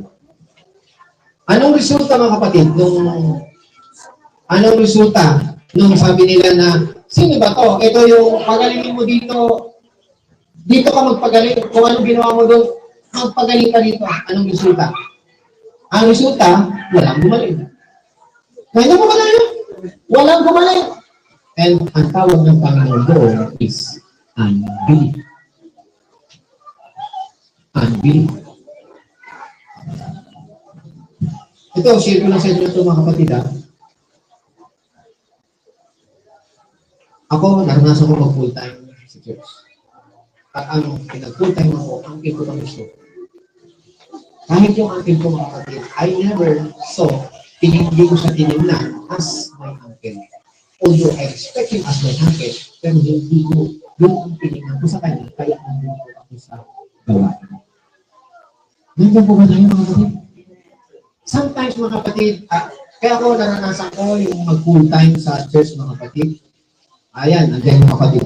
Sakitin ako sa aming magkakapatid. Ako yung may sakit.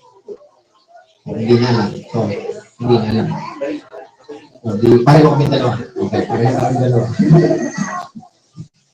Hindi yun niya alam na ako yung low blood. Low blood ka rin. Low blood ako. Hindi ka. Low blood. Anemic ako. Yun. So, ibig sabihin, sakitin na ako. Madali akong low blood. Madali akong anemic. Hanggang dumating ako dito sa Baras, mga kapatid, anemic pa rin ako, hindi ako pwedeng magpuyat. Mahina ang katawan ko. So, ganun po ako. At ako, hindi siguro na alam ng kapatid ko, na nahulaan ako ng yung mami namin, nahilig pumunta dun sa mga may kaibigan, duwende. Yan. Nahulaan ako na sa inyo, tatlong magkakapatid. Itong isa na to, ang mamamatay. Narinig ko yun. Kaya nung time na yun mga kapatid, umuwi ako sa bahay namin, naisip ko sa ako mamamatay. Kasi unang-una ako nasa gitna. Sa amin, tatlong magkakapatid, delikado na yun. Binatakot ako. Sabi ko, alam niyo, nasabi ko lang sa isip ko, Lord, kung hindi ka magsasabi sa harapan ko na mamamatay ako, hindi ako maniniwala ko. Kaya yun ang nangyayari sa akin, mga kapatid. Hindi siya nagsabi sa akin, so hindi ako namatay. Ngayon. Ang sinabi sa akin, halika, maglingkod ka sa akin. Yun siguro, kaya ako nandito. Amen! Palakpakan natin ang Panginoon. Yes, God. Hindi ako nag-ano ng istorya, kasi sa amin, pag may sakit ka, sa amin, sa pamilya namin, pag may sakit ka, tawag agad namin, may kaibigan kami kasi, hindi kami madala sa ospital, kasi may kaibigan kami. Yung nanay ko may kaibigan, hindi. Okay? So, pag may sakit kami, tawas agad. Ano ito yan, no? O, sige. Pag tinawas kami, magaling na kami. Oo, magaling talaga kami. Kaya asa kami doon.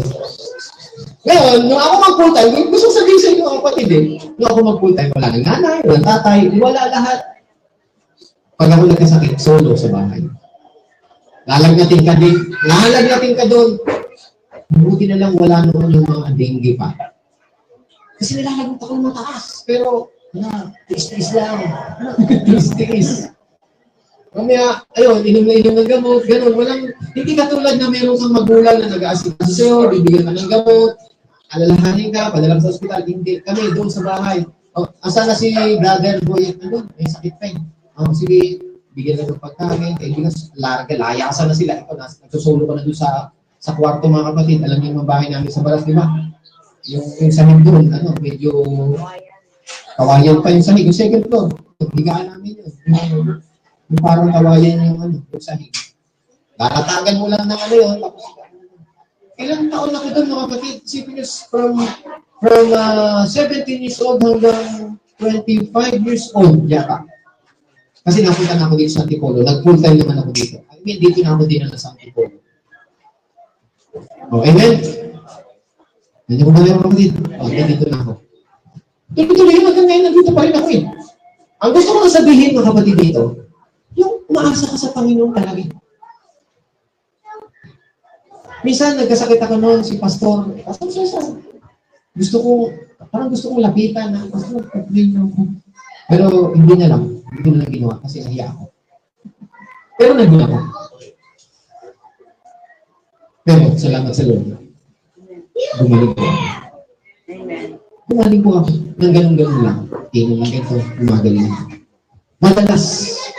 Kaya yung kwento ko sa inyo na nandito na ako sa Antipolo, na magkasama kami ni Pastor Will, at nakita yung mahigaan namin doon. Ang sahig namin, lupa.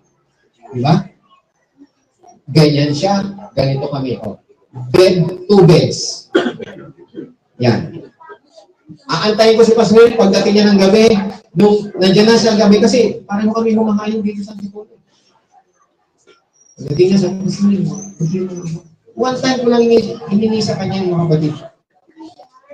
Tapos parang hiyan na ako sa kanya kasi ayaw na niya ako pag-pray. Hindi ko alam yun, pero ngayon, pinapaunawa dito sa Bible mga kapatid. Naintindihan mo ba natin mga kapatid? Yung pagkakilala mo sa likod ng Diyos eh. Kasi, ano mo likod ng Diyos? Di ka din siya ng Panginoon. Pero, nakita mo ba ang Panginoon sa buhay? Pinahalagahan mo ba?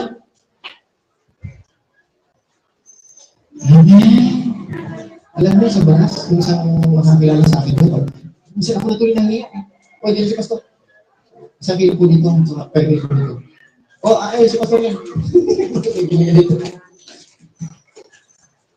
Kung lagi ako, ginagawa. Malakas yung tindahan nila mga kapatid. Hindi ko sinabi, mga kapatid baka mamusabi. Pastor, sinasabi niya kasi parang nagpili sa akin. Never mga kapatid. Never akong hihingi. Never akong hihingi kahit kanya. Minsan ako may ginawa. Nag-request ako. Hindi ako tinanggihan ako. Hindi ko na inulit. Kasi, kung hihingi man ako, sabi ko sa Panginoon, hindi kahit kanino. Kaya, ang ngayon, hindi na ako humingi. Wala. Di ba? Makita niyo dito, yung mga American dito dumating. Nandiyan ko ba tayo mga kapatid? Tawag dito, witness kayo. Dumating ang Amerikano dito, mga misyonero. Never ako humingi sa kanila. Ang lagi sila sabi sa hingi ka, hingi ka. Opo, opo. Saan po kaya? Binigyan tayo ng instrument. Hindi ko natin hiningi. Pero alam ko sa Panginoon, humihingi ko ako. Pero sa tao, never. Palapakan natin ang Panginoon. Tapos padala ang Panginoon dito. Hindi natin ang sulayan. Just hearing the sound, the music of worship, dinala sila rito. That's amazing. That's God's grace. Sa tingin nyo, yun lang? Yung kantahan natin na halos parang tayo lang naman nakakarinig dito, tayo lang naman nagpapahalaga dito. Pero may nakarinig ko, nasa loob pa ng seminaryo. Lumabas. Dahil narinig yung kantahan. Amen. So, isip-isip mo tayo ng ganun. Alapakan natin ang Panginoon. Praise God. Hallelujah. Nasaan na po tayo? Anong verse po yun? 24. So the Holy Spirit is the only one who can help us see Him in the Word. Wala nang iba. Wala nang magtuturo, wala nang ibang maaaring mag-guide sa atin para ituro sa atin si Kristo dito sa Scriptures. Hindi ako ang Holy Spirit. Hindi ako ang Holy Spirit. Yan ang magiging guide nyo kahit saan kayo naroon. To depend on the Holy Spirit. To teach you and to guide you in all truth. As you read, as you meditate on the Word of God. And you will listen.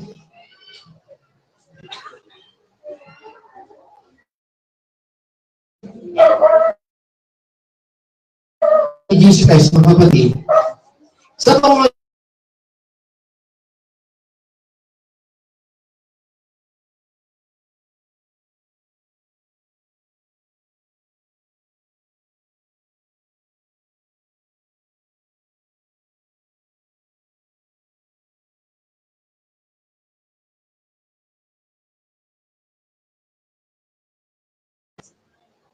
plural na yun, ibig sabihin, yung stripe na dito, hindi ibig sabihin na isa lang yung stripe. Yung stripe na yun, mga kapatid, wala pong nakita ng ating Panginoon. Ganun po tayo tinubos sa lahat ng ating mga sakit at karamdaman. Sabi niya, by His stripe, you are healed.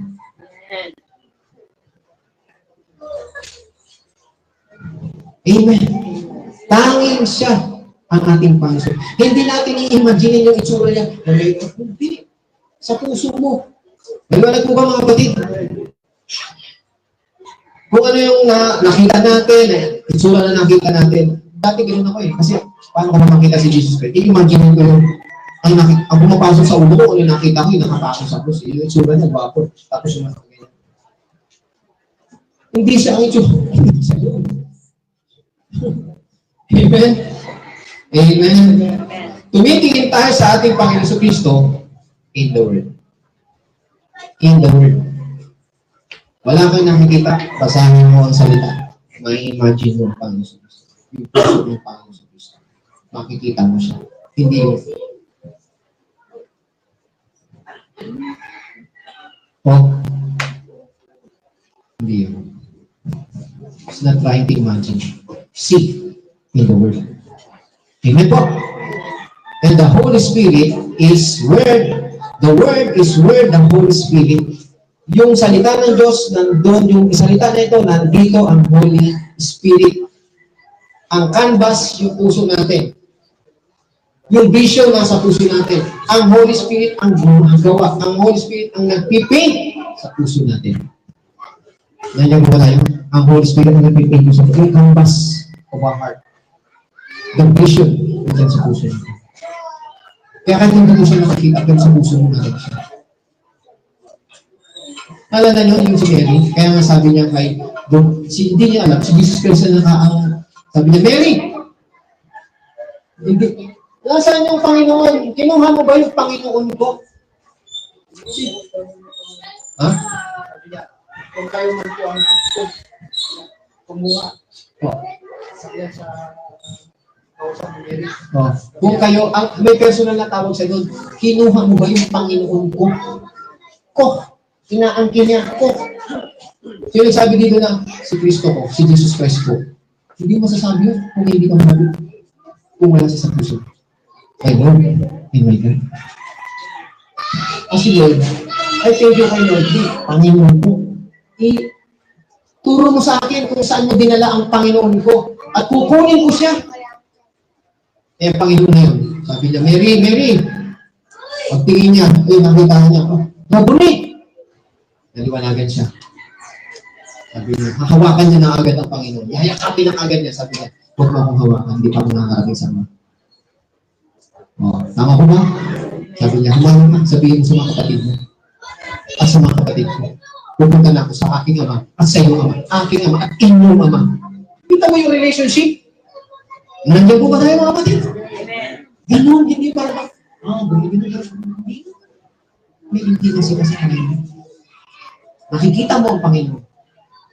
Kahit anong bagyo o kung ano mang nangyayari dyan mga kapatid, naroon ka. Hindi natural ang nakikita mo.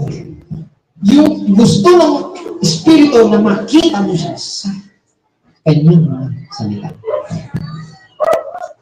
Amen? At ito ay nanggagaling doon mismo din sa puso ng mga taong nagtitiwala sa Espiritu at may independence sa Holy Spirit. Nagtitiwala. Pag nagbasa ka nito, hindi mo makuha sa turo-turo kung sino-sino. Magbasa ka dyan, nagtiwala ka sa Espiritu, hindi ka magtiwala sa nagagaling sa kanununan mo. Amen po. Tandaan po natin mga kapatid, ang Diyos ay nagpapahayag ng kanyang karunungan, ng kanyang wisdom, doon sa mga tao na katulad ng ano? Katulad ng bata. Like childlike. Everybody say amen. Sino yung mga childlike? Ito yung mga taong humble and teachable. Pero yung nag-iisip mga kapatid na marunong siya, alam na niya yan, alam niya na lahat yan, makinig tayo. Wala kang matatanggap. Wala kang makukuha. Pwede mong buksan ng Bible, pwede mong basahin yan, pwede mong ipaliwanag, pero you receive nothing. Ang totoo, ang sabi ng Panginoon, basahin natin. Bigyan natin. Matthew chapter 11, verse 25. Ayan. One time, sinabi ng Panginoon. At that time, Jesus answered and said, I thank you, Father, Lord of heaven and earth, that you have hidden these things from the wise and prudent. Sino itong hidden these things from the wise and prudent? Wise and prudent of the world. Yung marunong, yung magaling, Bible lang yan, English yan. Ikaw, hindi mo pa maintindihan yung ibang Tagalog yan. Ako, alam ko yan, English. Nag-aaral ako sa ganito. Sabi niya, you have hidden this to the wise and prudent, wise of the world, and have revealed them to whom? To babes. Correction mga kapatid ha? To babes. Not to pabebe. Alam niyo po yung mga pabebe? Yan. Yung mga pabebe. Yung nagpabebe mga kapatid, nadadala nila sa spiritual yung pagiging pabebe nila. Yung laging nasikaso, siya yung nasikaso, siya yung binabantayan, siya yung naalagahan. Pagdating sa spiritual, gusto niya, siya rin yung alis sa pasuhin, siya yung alalahanin. Diba, pabebe? Amen ba? Ako noon, napagsasabihan kami noon, ng mga, kaya kami ito sa pamilya to, usapang pamilya mga kapatid. Pag pumunta sa bahay, pag pumunta kami sa mga tiyo-tiyo namin, kami namin yung ako. Kasi kami magkaiba yung kapatid ko niya. Siya bibo, ako hindi. Siya bibo, ako hindi. Siya, magaling. May tawag Hindi, bibo siya talaga. Yung, na-entertain niya yung tao. May talent siya. Na-entertain niya eh. Na-entertain niya talaga. Ano ma-entertain niya? Diba, sasayaw siya, o gigil siya, comedy, o gano'n-gano'n, di ba? Ako hindi, tahimik lang. So, ano sasabihin natin? O, magpupunta sa doon. Saan mo kusina? Kaya sasabihin kami, nagpatamad nyo. Kasi pag pumapasyal kami sa mga kamag-anak, gusto ipakita lang ko sa amin na marunong kami. O, yan. Hugas ka dyan. Yan, ano ko. Masimpang yan.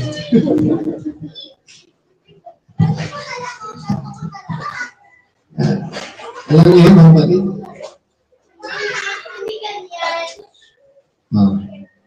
Ano pa ito muna natin ating Panginoon?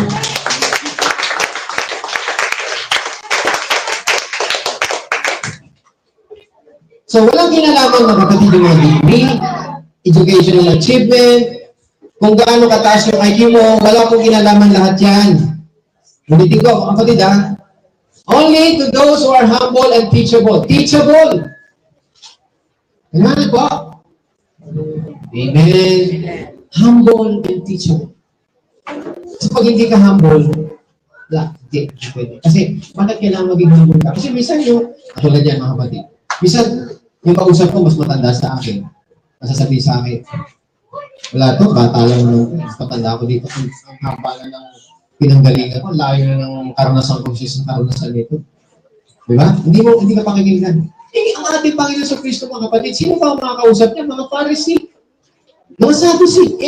Ilang taon namatay ang ating Panginoon sa Kristo at the age of 33. Sino mga yung matatanda? Sino nagpapatay sa kanya? Yung mga matatanda.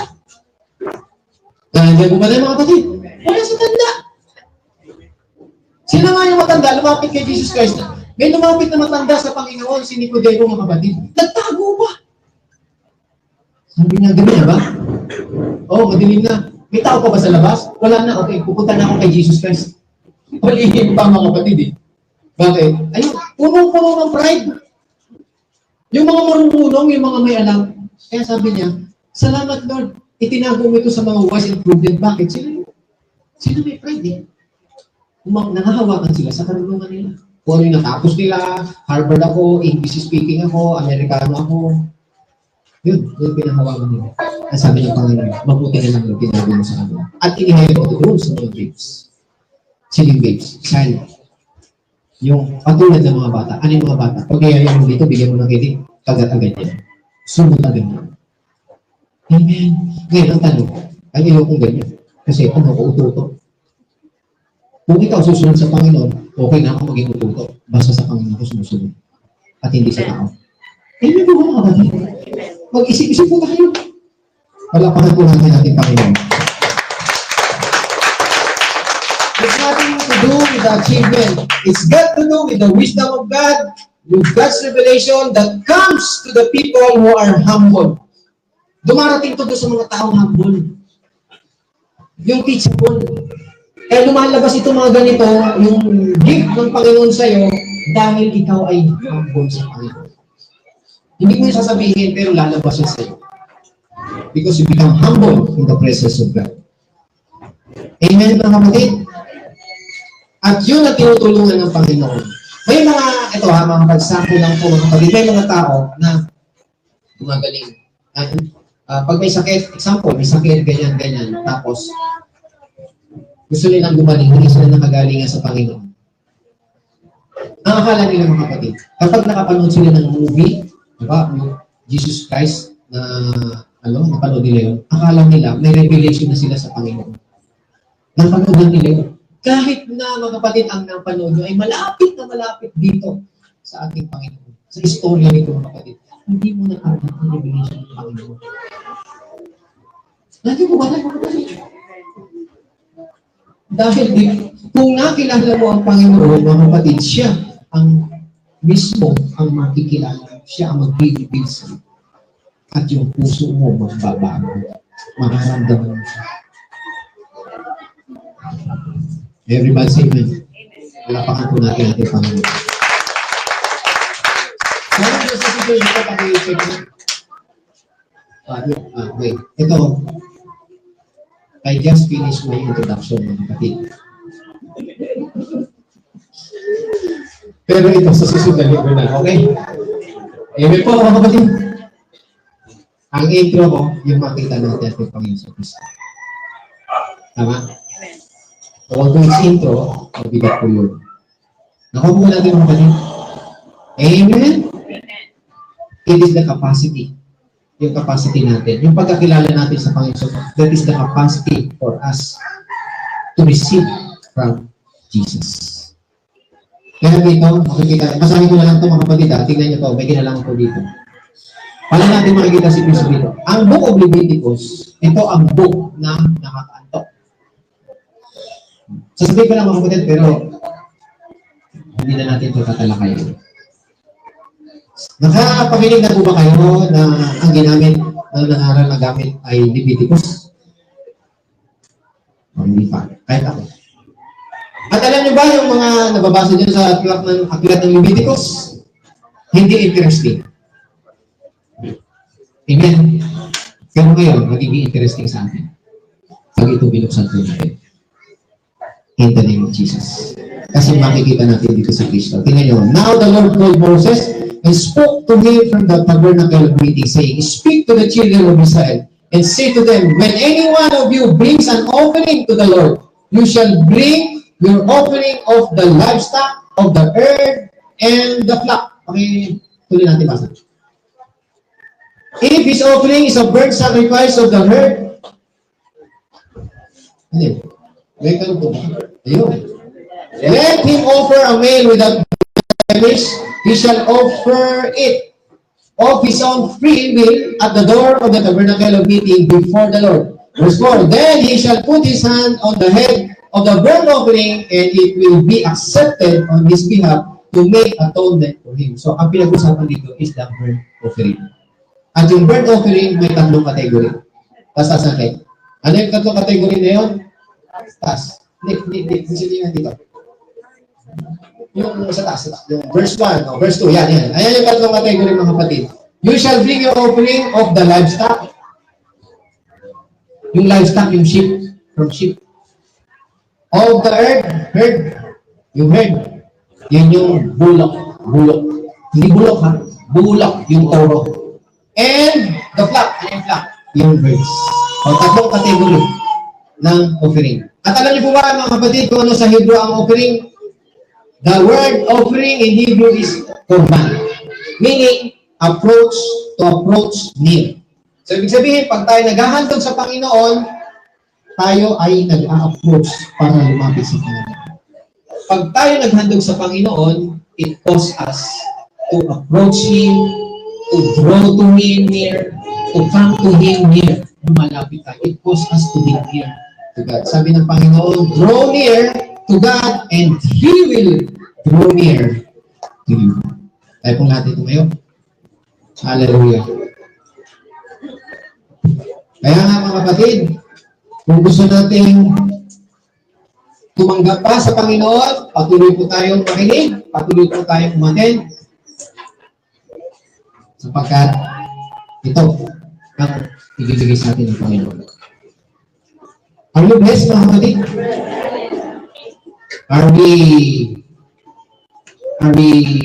Do we have the fullness of joy today? Nagagalang po ba tayo?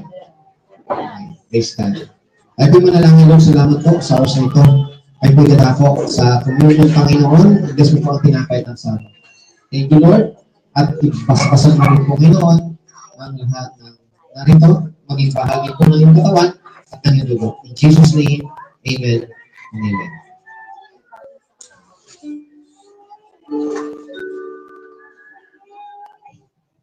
Praise God. Tanggapin po natin yung tinapay na pansaro.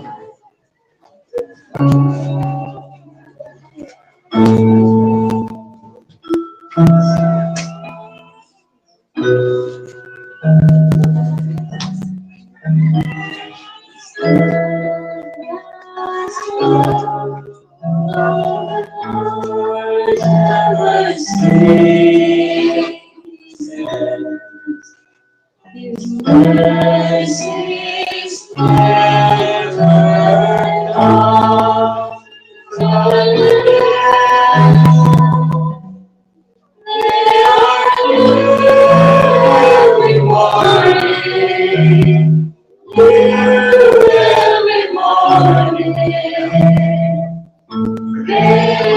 thy faithfulness, O Lord. Great is thy faithfulness, O Lord. Great is thy faithfulness. Hallelujah. Habang hawak po natin ang tinalbayan ng sano. Matatandaan natin mga kapatid, kaya nga seeing Jesus in the scriptures, the book of Leviticus is the book of the priesthood, the Levitical priesthood. At sa aklat ng Leviticus mga kapatid, doon yung mababasa ang lahat ng klase ng mga handog, lahat ng offering. Kung bakit tayo ngayon may hawak ng tinapay at ng sako, yan ay larawan ng ating Panginoon sa Kristo. Sapagkat ang ating Panginoon Kristo ay naging kordero, Lamb of God who takes away the sin of the world. And in the Old Testament, mga kapatid, they offer a lamb to God as an offering, as a burnt offering to God. Kaya nga, naglalarawan yun, it's a picture of our Lord Jesus Christ. Every time they offer the burnt offering, it is a picture of our Lord Jesus Christ na sinahatid mo doon sa krus bilang handog mo, bayad sa iyong mga kasalanan. Kaya, napakahalaga na makita natin ang ating Panginoon Kristo in the scriptures. Not in the pictures na makikita natin kahit saan, but in the scriptures, in the Word of God. Praise God. Kaya narito, kapatid, itong tinapay ng Panginoon. Ito ang sabi ng Panginoon, ito ang aking katawan na ibinibigay ko sa inyo. Kanin ninyo ito. Kunin ninyo ito at kanin. It speaks of our health, our body. Because pag sinabi ng Panginoon, this is my body, alalahanin mo ang katawan mo, may kamatayan. Alalahanin mo ang katawan mo, anytime. Pwede ka manghina, pwede ka magkasakit. Pero sabi ng Panginoon, narito ang aking katawan. Tanggapin mo ang katawan ng Panginoon. Healthy, strong, and young. He died young, that you may die old. He was wounded, that you, your health, your body, may be healthy and strong. Every stripes fell upon his body. Every chastisement for our peace, kaning peace, yung kalusugan natin, yung kalakasan natin, fell upon him, that by his stripes, we are healed. Thank you, Jesus, as we partake this bread, Lord. We remember you. Thank you, Jesus. We receive you, Lord, your help, your life, Panginoon. Thank you, Lord, for your finished work on the cross. Thank you, Jesus. Because of your finished work, we are now healthy. We are strong. Because you paid all our sins. You took all our sicknesses in your body.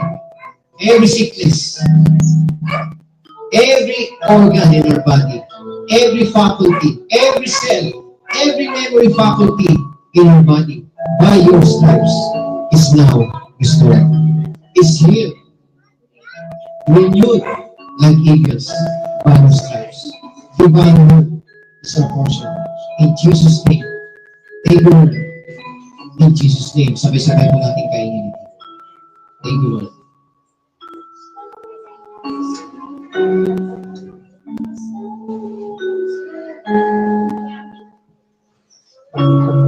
Now discuss. Thank you, Lord.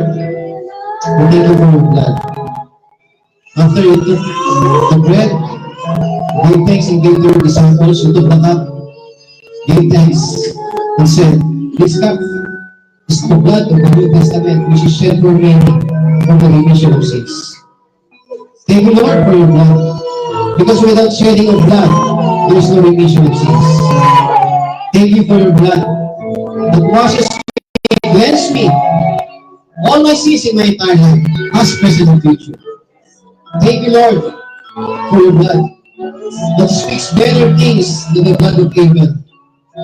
Thank you, Lord. Your blood washes me, cleanses me whiter than snow. Because of your blood shed on the cross, I am now the righteousness of God in Christ. I am now healthy, strong, and I am forgiven, past, present, and future. And I am now the righteousness of God in Christ. Now and forever, I am highly favored, greatly blessed, deeply loved, in the name of Jesus. Amen. Amen. Sabi-sabi po natin.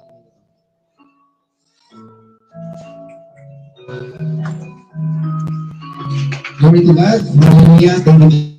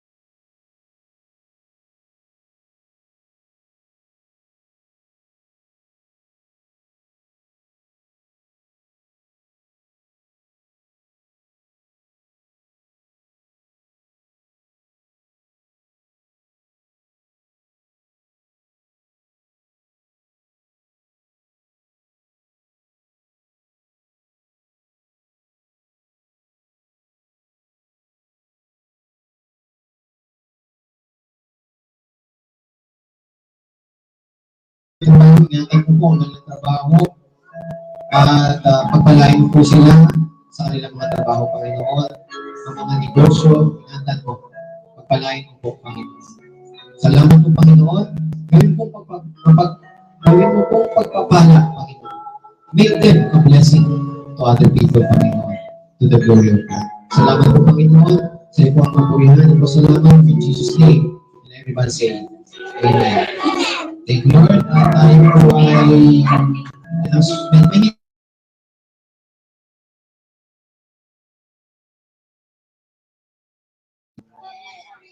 Okay, tayo po manalangin, Lord. Salamat po sa oras na ito, Panginoon. Salamat po sa pagtuturo sa amin, pagpapaunawa sa amin ng importance, Panginoon, na makita ka namin. Hindi sa paraan natural, Panginoon, kundi sa paraan ng pagtuturo ng Espiritu Santo, Panginoon. Hindi sa pagtuturo ng tao, kundi the way of the Holy Spirit is the way of God, Panginoon. Kaya Lord, narito po natin ang pasalamat. Tumatanggap sa iyo, Panginoon. Salamat na narito po natin, Lord. Ingatan mo po ito sa aming puso. Huwag po itong hayaan na maagaw ng maaway sa aming puso. Ingatan mo po ito at pasaganahin pa, Panginoon. Matama po namin, Panginoon, ang kapangyarihan nito, ang bisa nito, sa bawat anggulo ng buhay po namin, sa aming pagpapamilya, sa aming parenting, Panginoon, sa aming trabaho, sa aming kanilang, Panginoon. Ingatan po kami ng mga salita na nagbibigay liwanag sa aming landas, Panginoon. Sa bawat lakad na gagawin po namin, sa bawat pagsubok na hinahanap namin, Panginoon. We are glorifying you, Lord. We are thanking you, Lord. At tulad na sinabi ni Panginoon, most gladly, I rather boast my iniquity in the power of Christ than rest upon me. Thank you, Jesus. We boast our infirmity, our persecution, our challenge, our days, our difficulty, for your sake. And for when I am weak, then I am strong. Lord, we are so much dependent to you, Lord Jesus. Lord, thank you. We are not dependent to ourselves, Lord. We are dependent to you, Panginoon. Salamat, Panginoon, sa mga salita na nagpapalakas, nagbibigay buhay, nagpapatatag sa amin. Maapaw ang aming kagalakan at pasalamat sa iyo, Panginoon. Lord, we feel you, Lord, Panginoon. Thank you, Jesus. Acknowledge you, Lord. Your presence, Panginoon. Ang kinig mo po kami. Sawayin mo po ang lahat ng anumang sakit, karamdaman, na nagpapahirap sa iyong mga anak, Panginoon. In Jesus' name, in Jesus' name. Anumang gawa na bawat, every sickness, every disease, I command you, be loose right now from that body. In Jesus' name, you have no right to stay long in that body. In Jesus' name, in Jesus' name, by your stripes, that body is healed right now. In Jesus' name, in Jesus' name.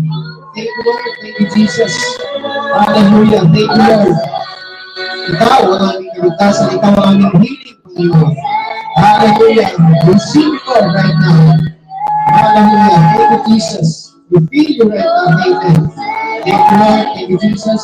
Palagi po kami turuan ng mga ganitong salita na nagbibigay buhay sa amin, nagpapalakas sa amin, napapatakot at nagpapalago.